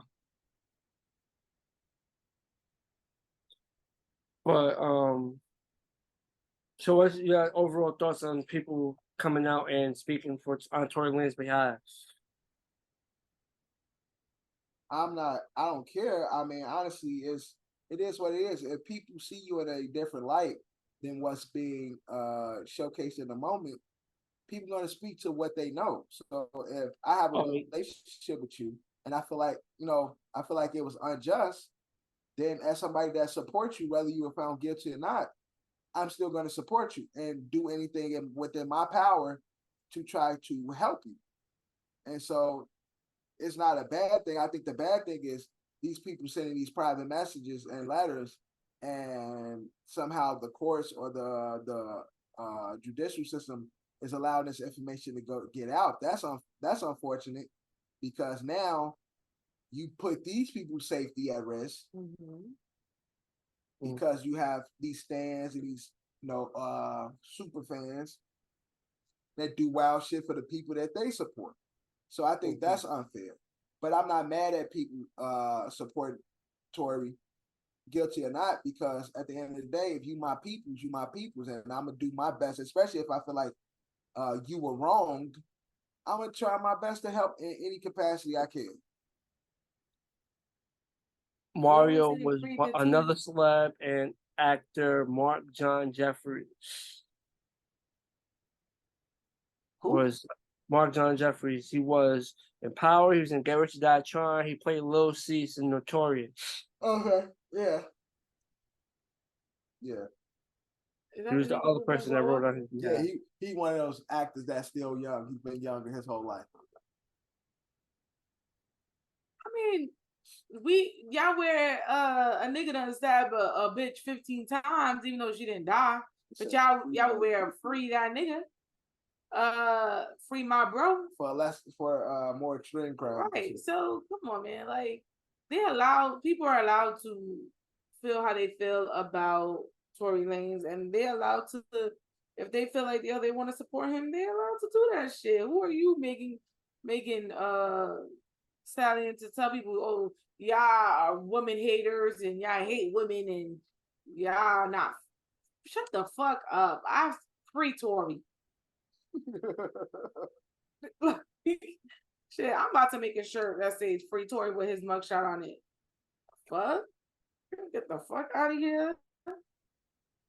Again, people continue to try to control people's choice. Like, we decided that this is what's the right answer, and therefore But damn, even if he so let's say if he did make a mistake and shoot at the ground where she was at, right? Which is according to them shooting at her. A nigga can't make his life right. He can't be apologetic. He can't. He's a vet. He said, "Yo, I'm sorry." And shit. Like, I'm sorry that it went that far. He never said he's sorry for shooting her. He just said, "I'm sorry for it went that far," because he's not gonna admit to it. He's holding on to his innocence. And he said, "Yo, I still got love for her, and I wish her nothing the best." Why do we have to shun him because you feel like? Yeah, and why do his people gotta shun him? Bitch, you was fucking him, and you did some shit, he did some shit, and that night ended up with some gunshots. Everybody want to be with a gangster until the gun comes out. Mm-hmm. So fuck that. Free Tory Lanez. Free Tory Lanez. Free Rkelly. Whoa, whoa. We're going on the deep end. Going on the deep end. If we're not gonna lock up the parents, The thoughts of Sabrina Johnson is not the thoughts of this out of shape balls, another shade of opinion. We apologize for all the comments made, but again, these are not the opinions or the comments that represent ASO as a whole. These are isolated opinions that only should be contributed to the one person speaking. You finished? That was a disclaimer. You didn't say disclaimer before you said it. They heard it. Okay, so everyone's entitled to what they feel. I was joking about the Rkelly thing, but for real, on some real shit, like the fact that she's trying to censor people and make people feel bad for like saying, yo, I've never experienced this with Tory Lanez. He's a stand-up dude. To me, it's whack. To me, it's really, really whack. I was joking about the Rkelly thing, but Tory Lanez, 10 years is kind of steep. It is not even an attempted murder, it's an assault charge. Niggas beat their wives and get off the next day and get to go back to the house where they beat their wives. You get what I'm saying to you? This is how the system works. And so all they did was write, yo, we've never experienced this with Tory Lanez. So right. And again, like you said, maybe he fucked up. But as his people, I can't be like, yo, he fucked up. But I don't think he deserved that. Tory's been in there for a while. That's what I'm saying. I could be like, yeah, he fucked up, but I don't think it warrants that amount of time. And therefore, I'm not going to allow him to be in there that amount of time because he don't deserve to be there that long for that. Right. There's nothing wrong with that. It is what it is, y'all. It is what it is. After, that viral brawl down south, chair videos have been popping left and right. Another viral video of a man using a chair to strike a white man has also went viral. I think we're gonna be seeing more cheer videos in the future, or is eventually will die down. It will die down because they're gonna start locking motherfuckers up. Black folks, look, we had a moment. It was funny, but let's ring it in because he was popping Buddy Ass, and although Buddy Ass was attacking, Yeah, he was attacking, and he was keeping them back. But then they're gonna start saying, "Okay, y'all being excessive." So black folks, again, we had our moment. We know it's funny. It's funny within our culture, but they don't. The world don't see our sense of humor the way we see it. So let's be careful, and then let's not have a situation where we hit the wrong person with the wrong chair and fuck up your life. So my black folks, PSA, we had our moment. It was funny. But it was last week. Let's kill it. Let's go back to regular scheduled programming. Hey, Bree. I say keep hitting people with them chairs. Yep. Disclaimer: the thoughts shared by Sabrina Johnson. It's not the thoughts of Ed. Yo, how long they been beating on us, man? How long they been beating on us, spitting on us, killing us? Man, we take a chair too and hit them over the side of the head with it. I mean, I'm not against it. I'm sorry, I'm not against it. And this is why I can't give this podcast to my people at work because they're gonna look at me. But what I'm saying to you is, a chair. There's always a chair around. It's definitely a reliable weapon. Right. So now it's like it's just an easy thing to grab and hit. I think people realize after the whole boat incident that it's just an easy weapon. Niggas definitely like, yo, it's always a chair there. It's not gonna kill you, but it's going to knock some sense into your ass. So I'm not against it. But see, that's what I'm saying. It'd be my luck. Then I'm like, yeah, it's my turn to use a chair. And then now this motherfucker shaking in convulsions and shit. Now I'm like, damn. You just gotta know how to hit it, cause you don't know. It's a chair training that I don't know nothing about. It's a self-defense class. It's part of your black card. You know how to hit it. Yo, did y'all see the video? Who shared that? I think one of y'all shared. The white dude learning how to deal with the chairs like he was. Oh, I shared that with you privately. But, that shit was funny as hell. But listen, John, I'm not against the chair. You against the chair? I mean, I'm not against the chair. Hey, it is what it is, man. Won't nobody die? Fuck it. Right, that's what I'm saying. Okay. I mean, nobody die. Right. Sometimes your dumbass just need to get hit with a chair. And that's crazy to say nowadays, because I would think times would change. But Rosa Parks had to switch her chair, and now we use the chair for a positive note. So shout out to the chair. It comes full circle. I mean, Rosa gave up her chair, right? So we can hit people with chairs. It makes sense to me. Rosa gave up her seat, so we can hit people with seats. Right. I mean, and we're gonna leave it like that. Cenat finally addressed. Cenat. Yes, I pronounced last name wrong. Cenat. I was reading too fast. So I mean, Cenat finally addressed. This is a mix up. Cenat finally addressed his fans and the riot in New York City, and he stated that he was disappointed in his fans and how his fans acted during his giveaway. What did Cenat think was gonna happen? What did he think was gonna happen? He thought he was gonna be able to just give out all those PlayStations in a nice manner. Everybody was gonna line up one by one. Right. And if you didn't get one, you just gonna say, damn it, I didn't get one. I think, like I said last time we talked about Kai, I think he is naive in the sense of his influence and dealing with this generation and shit. He's the biggest Twitch streamer of today. All the young Gen Zs love him, and even fucking people in our generation. Like I fuck with Kai, but yes, we can't pull the blame on him either. No, I'm not. I ain't putting any blame on him. I'm just saying he's a little ignorant in the sense of his own influence, which is a good thing in a sense because it's humbling. He don't think he's not big headed, and he did say like, "Yo, I don't appreciate the way y'all act, and I don't agree with it because this was supposed to be a peaceful, fun thing that I did for y'all to show my support, and y'all went out there, y'all damaged people's property, y'all got locked up, y'all hurt people. Like that ain't the way I rock." And I respect him for saying that, but also, like you said, what he expect to happen if you don't have any real rules set up, or have anything safety measures in place, what the fuck you think gonna happen? Right. I think I just feel like as a people we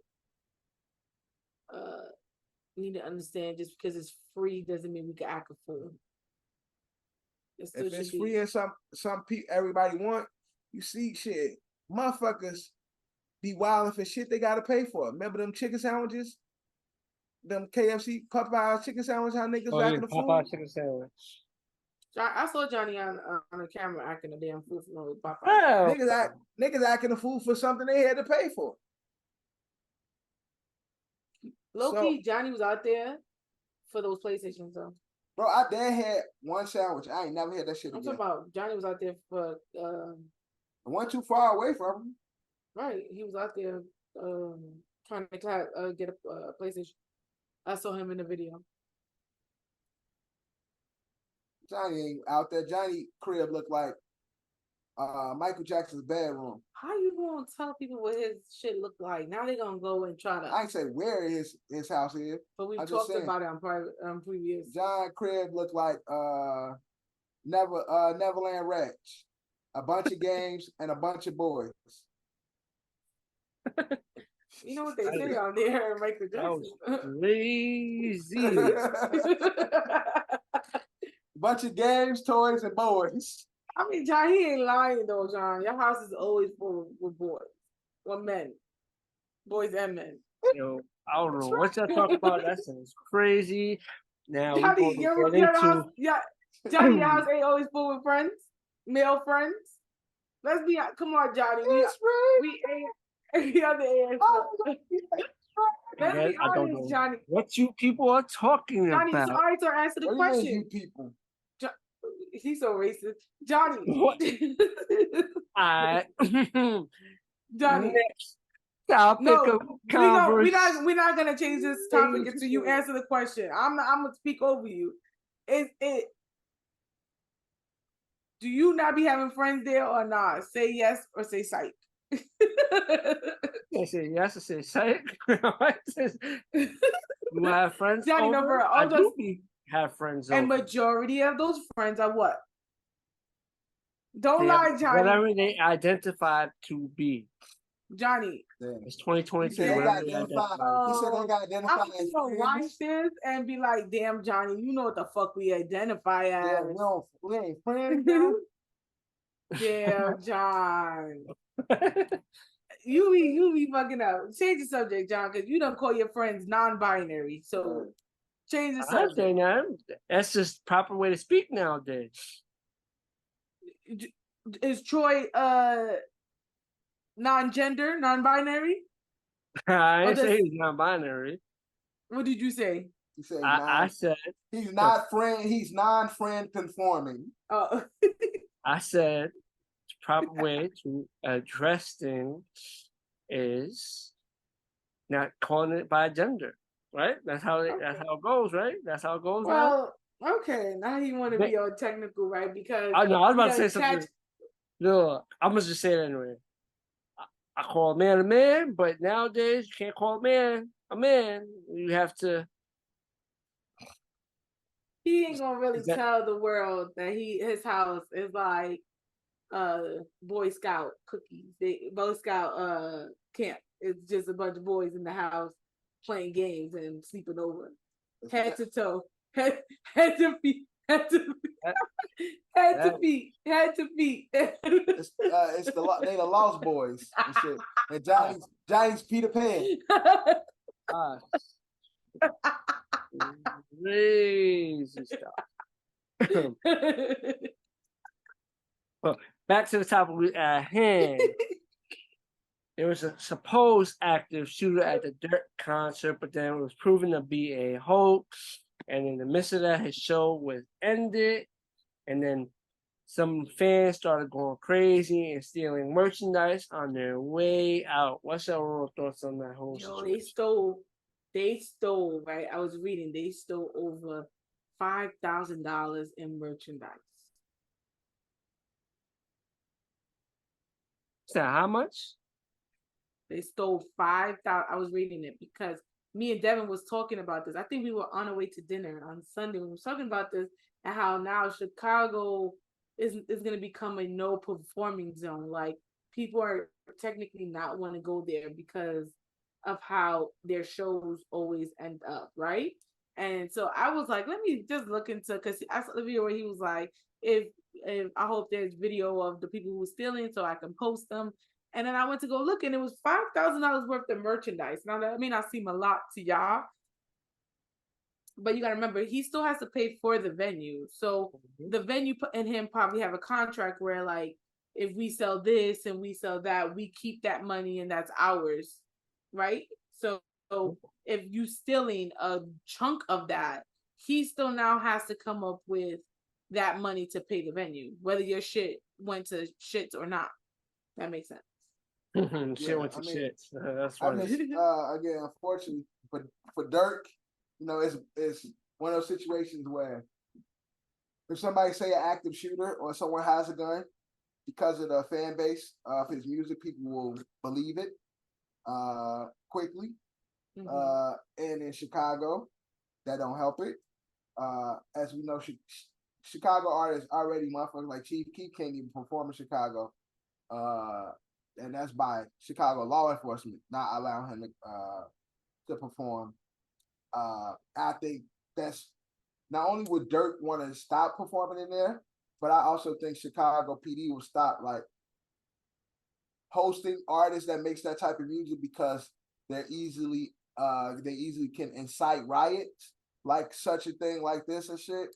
And so it's unfortunate if you you're a Chicagoan or you're a rapper that's from Chicago, you want to come back to the city and perform, regardless of what your music genre is, if you make drill or whatever and shit. It's just going to change the landscape of how people perform in Chicago and in the Midwest and shit. But it's unfortunate, especially with no real facts stating that it was a real active shooter. It messed it up. They messed it up for a lot of people coming to see a good show. How do you feel about the merchandise being sold? How do you feel about the what? $5,000 of my merchandise, I'd be pissed. Bro. That's like fucking 100 t-shirts and shit. That's 40 ball caps. That's motherfucking about 1,000 buttons. 40 ball caps. Word. That's like. You know what? They took mad shirts. Yeah, that's like 1,000 buttons. That's like 100 keychains and shit. What is going on? What the fuck? What the hell, John? Nigga psycho. I'm good. Again, fucked it up. Again, whoever they fucked up his bottom line. Because again, like you said, you gotta pay for the vendor. Gonna have to fucking refund those people that was in attendance.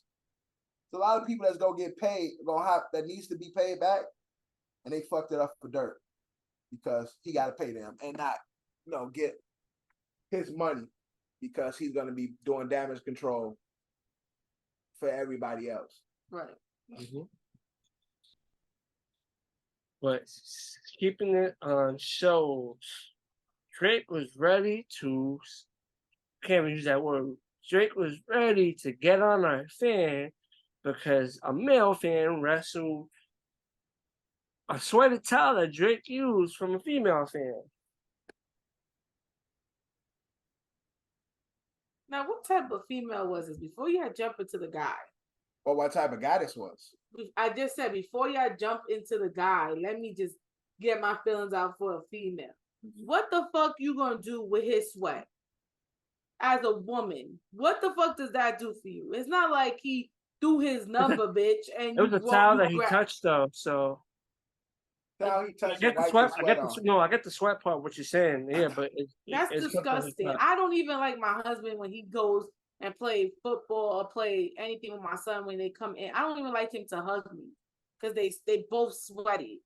What the fuck would I do with somebody's sweaty towel? Unfortunately, a lot of fan memorabilia be stuff like that. In basketball, motherfuckers be throwing their sweaty armbands and headbands and fans. But that makes sense. You know why, Devin? I'm gonna tell you why. Because those are specially made Nike and they have like tags and stuff. Yeah, but that don't matter though. If it was just if it was a towel, they throw they in basketball, they wipe their face, wipe their arms. But I wouldn't want a towel, and I'm gonna tell you why. You can get that you have to prove that it was Drake's, and that's hard to do with a regular white towel. You have to prove. If let's just say she wanted to resell it, in order to resell it and for it to be authentic, it has to be a video of her catching it, and then it has that's a way that you prove that it's an authentic towel from Drake. If not, if you didn't get a video or anything like that, you just have a white towel and say, well, this is from Drake's sweat, it's not gonna sell because it's a regular towel. What I'm saying is when they wristbands and their certain headbands, you can go back to pictures of them playing in that and be like, okay, that's more believable. But a white towel, bitch, what can you do with that? Yeah, but even it's the same thing. There's people who that professionally does like authentication or whatever that shit called. Right. Like, so the same way with a Nike headband, sweaty Nike headband. Yes, LeBron James could have had on a white, sweaty Nike headband. It's not a special headband. He has a Nike headband that's mass produced.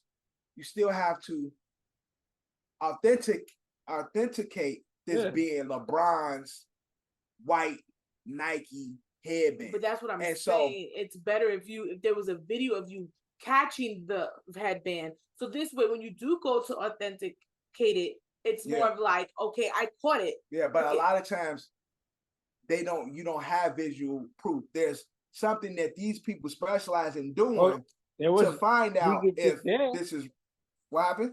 I said it would have been visual. It would have been visual proof. It was recorded. No, there's no real proof. There's no visual of her. You see Drake. Right. There's no real like visual proof of the tussle and her like wrestle with the guy about it. Yeah, you see the guy wrestle her. You see, and then but do you see the guy her go like this when Drake says something to him? Like, what I do wrong? Yeah, you see the phone going back and forth. Right. But again, it's not. I don't think it's the clearest of visuals to show lady have the towel. Right. So, but then you have again, like I said, you have those professionals who do shit like this, who authenticate shit like this, regardless of what it is. Because again, athletes, performers, all of them throw shit into the crowd. You don't have visual proof of somebody getting shit. They always throwing shit in the crowd. Travis Scott be throwing shoes and shirts and all this and type of shit. There's no visual, not always a visual of somebody catching it, but there is a way to authenticate this shit. I just feel it's kind of sexist for us to be mad at, bro, because we say gender neutral. He liked Drake just as much as her. We don't know what his how he identifies, and therefore we shouldn't be faulting him for wanting to have, or him or they, because I don't know how they, what they prescribe to, but we shouldn't be typecasting him because he wanted the Drake towel too. We talk about gender neutrality. Let's be gender neutral. Who's talking shit about him? I'm just saying I would, because I'm not sweating. Again, like you said, I don't give a fuck who it is. I don't care about nobody's sweat. I ain't grabbing nobody's wet towel. That's disgusting. That's me though. Some people is different. If Jay-Z big nose ass threw a wet towel in the crowd, I am ducking it. Mhm. If Ye threw a fucking Yeezy slide that he had on his feet, I am ducking it. Yeah. Because that's disgusting to me. That's just me though. Y'all can fight for that nasty shit. I'm not doing that. That says don't throw him in the race for someone's used towel. Facts. That's a fact. It is what it is. Boosie says R. Who's a bad Kelly ass? beat Michael Jackson in the verses. Y'all thoughts? I don't think a lot of people can beat R. Kelly. Oh But no, I know. But honestly, we could probably make the case Michael Jackson is the only person that could beat. but that's what I'm saying. I don't think it's a lot of people that can beat R. Kelly, but I think Michael Jackson is one of those ones. Mm-hmm. And that's all I'm gonna say. Boosie always got a hot take anyway, so people don't really take Boosie serious. I get it again because we've had conversation about the power of R. Kelly and what he's contributed to the music world. But again, Michael Jackson, one of those ones. So could there be rounds if there was a matchup? Could there be rounds that R. Kelly would win? Sure. But overall, not a day in the world. Not a chance. Sorry. Bree, your thoughts? Got more slaps than the Beatles. I think it's close. It's very, very close. For people to make it seem like it's such a crazy idea to put R. Kelly and Michael in the same kind of boat is crazy to me. Is it not like R. Kelly's had hit after hit, has wrote hits after hits. Michael has not wrote hits for other people as the way as R. Kelly has. Like R. Kelly's like music selection is crazy. He's even wrote some stuff for Michael. Why are you looking like that? Yeah, both looking like I'm crazy. Yeah, that's all cool. But Mike's up on the stage, half the crowd falling out. We're not talking about performance. We're talking about lyrically. Yeah, we're talking about versus the way verses go now is me music, versus you. Right? Music. We're talking about song for song, hit for hit. Song for song. And so what? Performance is a part of it. Performance was never a part of it when Timberlake and was because that was during COVID. But once the world opened up, it's become a show. But Dipset and those fat boys was up there. They didn't perform. That's why they lost, because they couldn't perform. Jewels and them, they couldn't perform. They were bad. What I'm saying to you, it's not by the lot. What I'm saying is, it's not a concert. What I'm saying in the concert, of course, Michael's gonna win. What I'm saying is, if they just do song for song, R. Kelly is not too far behind him.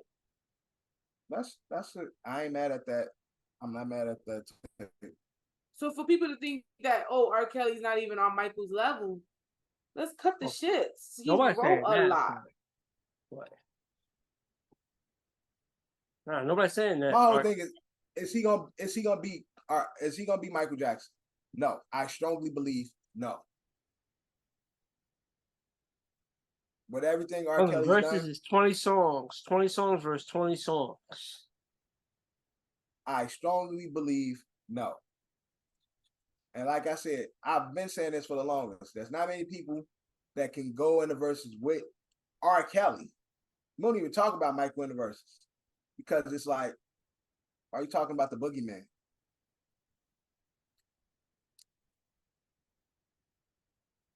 But I ain't mad at people if anybody that agree with Boosie, because Kells is one of those ones. But it's those ones and it's those ones. Mike Jackson is one of those ones. Levels to this shit. Mm-hmm. Bree not feeling it. Bree, you think R. Kelly wins the verses? I didn't say he would win. I say he would come close to it. I think what we forget is Michael Jackson never wrote for anybody. So his music lyrically is just his music.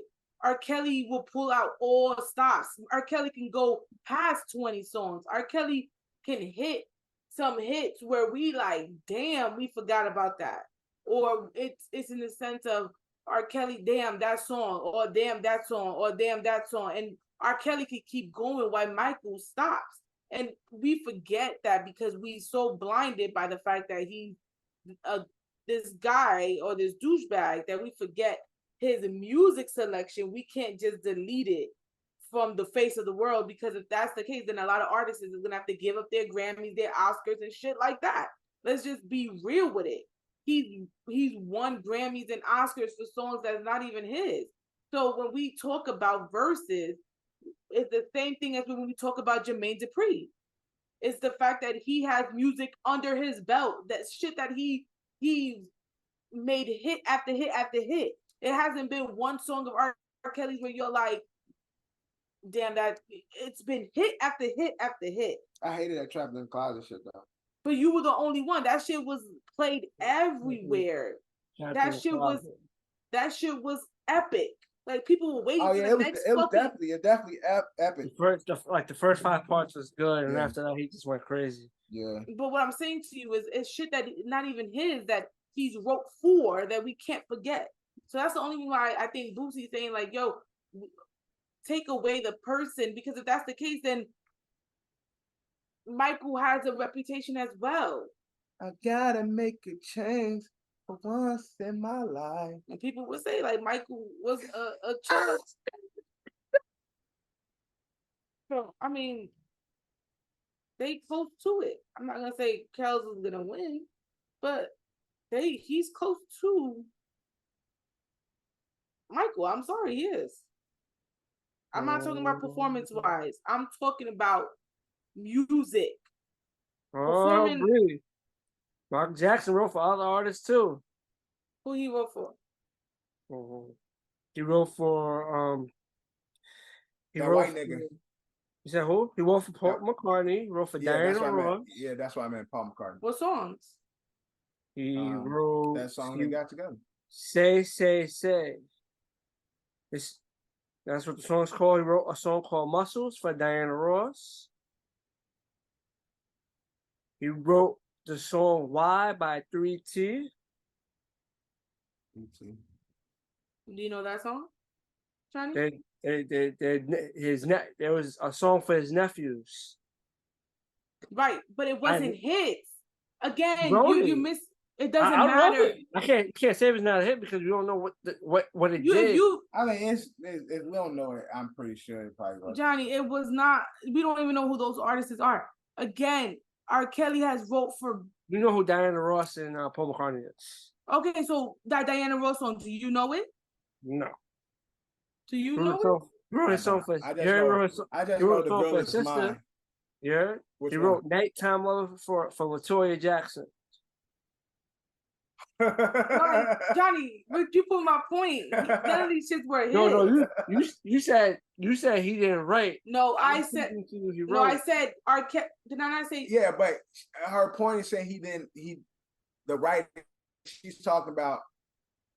R. Kelly has wrote other hits, not only for himself, but he's written hits. Michael Jackson hits are Michael Jackson hits. Right. It's not like he wrote for somebody else. It was a hit. It was a hit. The Girl Is Mine is one. Right. But what I'm saying is, a lot of R. Kelly's shit he wrote for other people that he's gotten Grammys and Oscar for. It wasn't his. Right. It wasn't his own shit where he can say, yo, I've got Grammys for these songs, right? I've gotten Grammys for this, but I've also gotten Grammys for this amount of work I've put in. Right. And so Michael really can say, yo, my songs have won Grammys and all this shit. My songs that I perform because I'm Michael Jackson. Like, do you get what I'm saying to you? Because it's Michael Jackson. It's not like. But it's also different levels of artistry too. Like you listen to a Michael Jackson written song, it's like the artistry that goes into those songs is a higher level too. Like on some Prince type shit. There's a lot of technicality. There's a lot of components to the song. Although R. Kelly has written hits, I think you just get more from the Michael Jackson songs. Right. And so with Michael Jackson only doing Michael Jackson songs, you just get more from him. So I'm gonna ask you a question. I'm asking you, Johnny, a question. Be honest. If you had to choose between the song, would you choose between Man in the Mirror or I Believe I Can Fly? Because your favorite shit is I Believe I Can Fly. Yeah, I would pick I Believe I Can Fly for that song. Yeah. Mm-hmm. Oh, I don't know, man. That's tough. I'm talking That's about very, very tough. Man in the Mirror is one of but- my favorite Michael Jackson songs, and I Believe I Can Fly is his own song too. That's very tough. That's not an easy pick. Not for me. It's not an easy pick. For myself, I would pick I Believe I Can Fly. But that's one particular song. But what I'm saying is his songs have hit deep as well. And this is the argument people have. If you can take a Michael song and put it against somebody else's song and say, yo, which one are you gonna choose? And they'd be like, yo, that's a difficult. In the verses, they'll be like, yo, if Michael would have played Man in the Mirror and then fucking R. Kelly would have put I Believe I Can Fly, and you in the verses and you're like, oh. Yeah, but you give me one song. You give me one. Versus is 20 songs. You give me. No, I'm just saying if there's you can lose 19-1. There's other songs of R. Kelly where if I put it and you're gonna be like, damn, and that's why I said I don't think it's gonna. There's songs I will pick from R. Kelly that depending on the matchup. Right. That I might pick over Michael Jackson, but who music am I gonna listen to first? If I can only choose to listen to one person out of these two niggas music for the rest of my life, I'm not picking R. Kelly over Michael Jackson. I'm not picking his catalog, although it might be the very diverse because he's done music for other artists. I'm still picking fucking Michael Jackson. So if you couldn't listen to any R. Kelly's catalogs, I mean, the songs he's wrote or stuff like that, you would choose Michael Jackson over. Right. If they saying one of these got to go, you can't listen to one of these people no more between R. Kelly and Michael Jackson. And that other person, if you choose R. Kelly, you can't listen to shit Michael Jackson no more. Nothing he's been a part of, nothing he's done ever again. It don't exist to you anymore. Versus R. Kelly's. I love you, Kales, as an artist, but Kales gotta go. And that's crazy to me because I would not say that because R. Kelly wrote for so many people where I would be like, yo, his whole catalog? Nah, that's crazy. That's a bunch of music that's just not his. Michael's is just his music where I could be like, yo, it's just his. R. Kelly. We're saying that now till we hear the songs. We may not know, but you might have heard these songs, but you not know my name. You play one of these songs, Michael Jackson, or like, oh shit, he wrote this. Just saying. Well, we can only go off what we know. So. Right? I agree. So, I'm just saying. But at one point, it was just Michael just wrote songs to himself, but he obviously wrote for his family and other people. Well, the family part, Johnny, nobody listens to that motherfucking shit. That's one. People listen to Janet Jackson. We just don't know what song he wrote for her. If you're gonna take R. Kelly, you're taking the first two albums of Aaliyah. That's a whole fucking artist right there. That they gotta go. When it comes to Mike, they gotta go to me. That's crazy. Okay. They gotta go. You don't get rid of the king of pop for these muffins.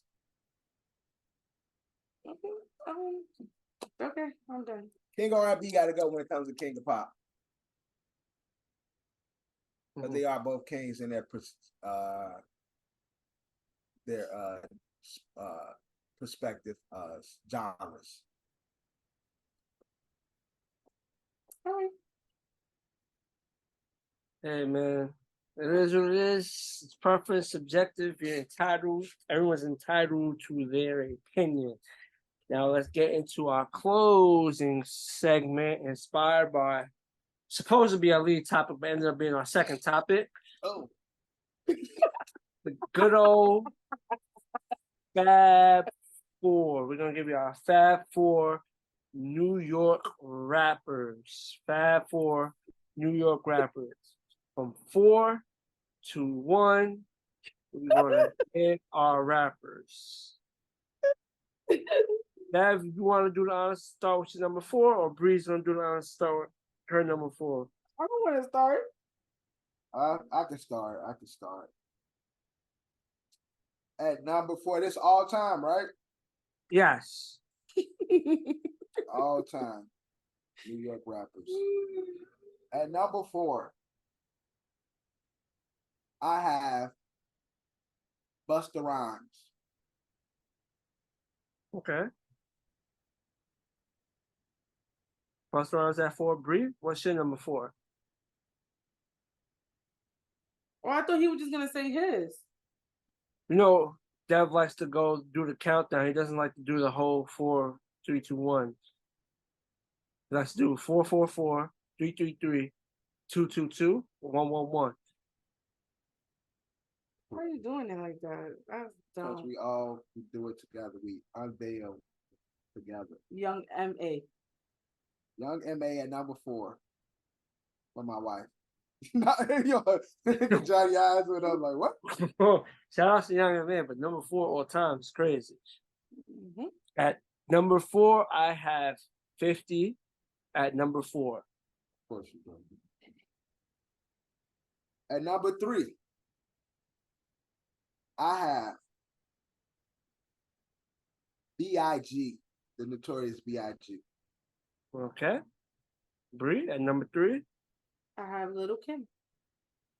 Well, that's it. It looks like Bree going all female, but that's I nice. am going on female because I knew y'all was gonna Did go. you go all female? She said young. Go, John. Young M.A. I caught the joke. At number 3, you got Lil Kim. At number 3, I also have Notorious B.I.G. All right. At number 2,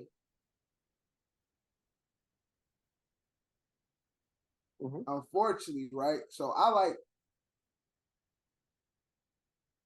my list is what music meant to me growing up. Significance to my life. I got some legacy acts. I was a big Busta fan. I love Busta music. So I really fuck with Busta growing up. Biggie is a legacy act. Just me being a rapper, his lyrical ability, I always respected and was a fan of. At number 2, changed my life as a young man. And the crazy thing is, my list ain't solely lyrical ability. It's influence. And no rapper other than my number 1 has influenced me more in my childhood from New York than Killer Cam. And number 2, Cameron, number 2 on my list. Cam, number 2. Okay. Bree, number 2. Foxy Brown. Foxy Brown, number. I used to love Foxy Brown. She was the only dark female rapper. So you got, yeah. Let's say you had Foxy over Lil Kim. I did. I liked Foxy better than Little Kim. No, I'm just asking. No, because to me she was like I felt like Foxy was writing her own shit. Little Kim, I thought always had help. Like it didn't sound like. Does that make sense? Like it didn't sound like Little Kim. It sounded like she had. Sound like Big. Right. Yeah, Foxy. Although they say AZ and everybody was pen, Jay-Z was helping her pen. Foxy sounded like herself. Right. Okay. At my number 2, I have Hove at my number 2. I mean, I'm not mad at that. Don't have no dickhead shit say Tupac. What? No, hell no. You know, technically he's from New York. I know, that's what I'm saying. Don't say no dumb shit like that. Tupac's not on my list, but technically he's from New York. What's your number one? You right. claim everybody else that be born in Chicago, right? Oh shit. I don't be claiming unless they rap Chicago. I don't claim. He just he went for the gun. Who I claim that's from Chicago that ain't rap Chicago? Chance Rapper was born and raised in Chicago. Yeah, No, Ludacris rap Atlanta, right? I thought he was. Yeah, but I don't rap Ludacris. I say he from Atlanta. I thought Chance. I'm not Chance. J. Cole was. J. Cole ain't from Chicago. He from North Carolina, South Carolina somewhere. But he moved to Chicago. He moved to New York. Yeah, he moved to New York. But I digress. Ludacris is from Atlanta, motherfucker. I don't be saying Luda. Sometimes I'll be like, you know where he from? I do that out of fun. Ain't Soulja Boy from Chicago too? Did you claim Soulja Boy, right? One time? I'll say, you know where he from? But he was on my Atlanta list, dickhead. Yeah, that's the point. Because I know that they really from those places. Those are the places they rap. Anyway, at number one, I don't see how it's not number one on anybody's list.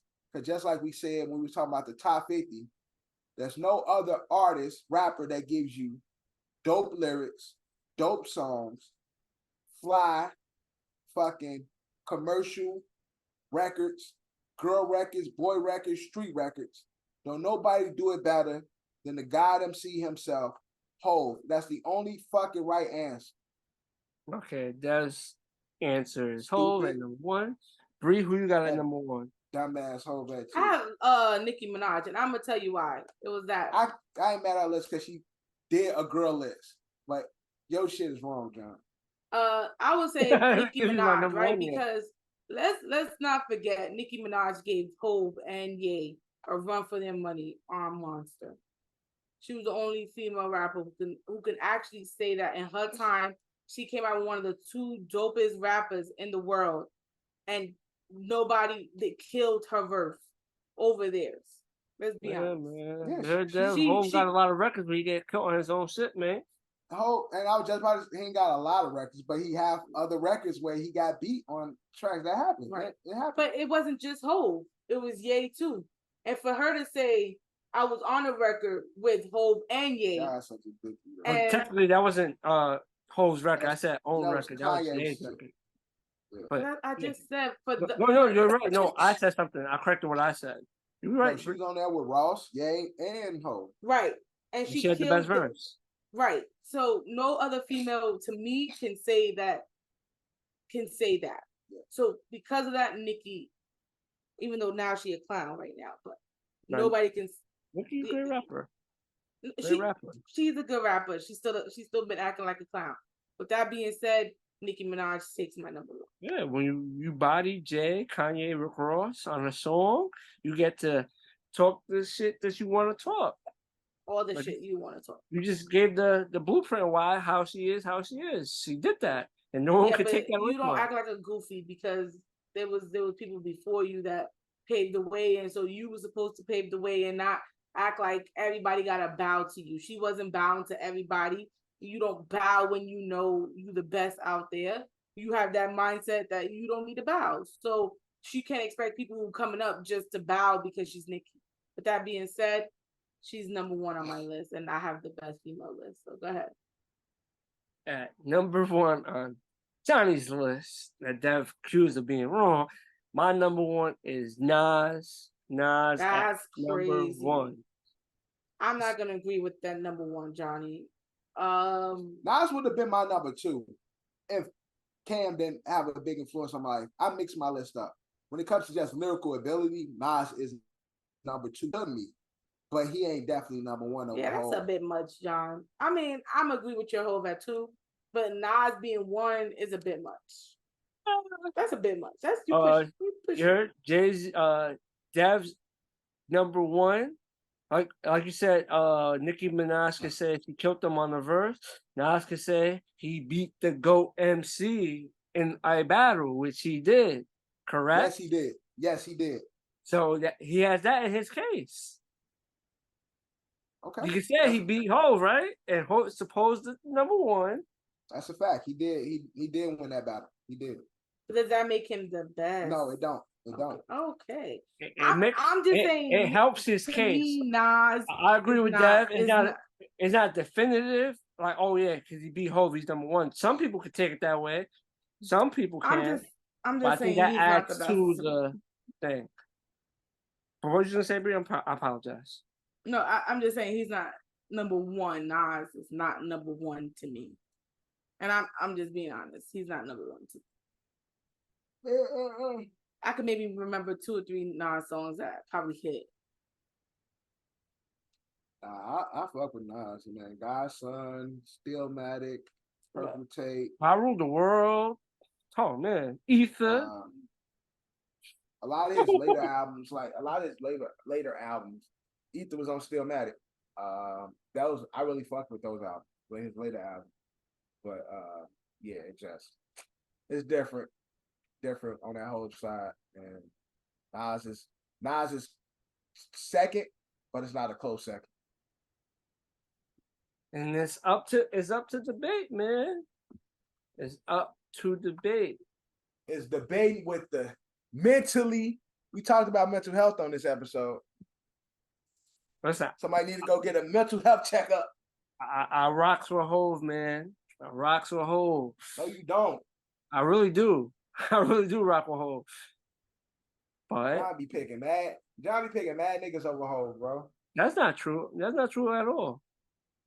I once heard John say fucking Mims was better than Jay-Z. I ain't never said no craziness like that. If I said some craziness like that, lock me up in the psych ward. No disrespect to men. He said Lloyd Banks and Tony Yayo better than Hov. I never said that. But You thought straight it, though. rapping, Lloyd Banks could count a it, lot of people straight rapping. Yayo, love Yayo, but he's not in that conversation.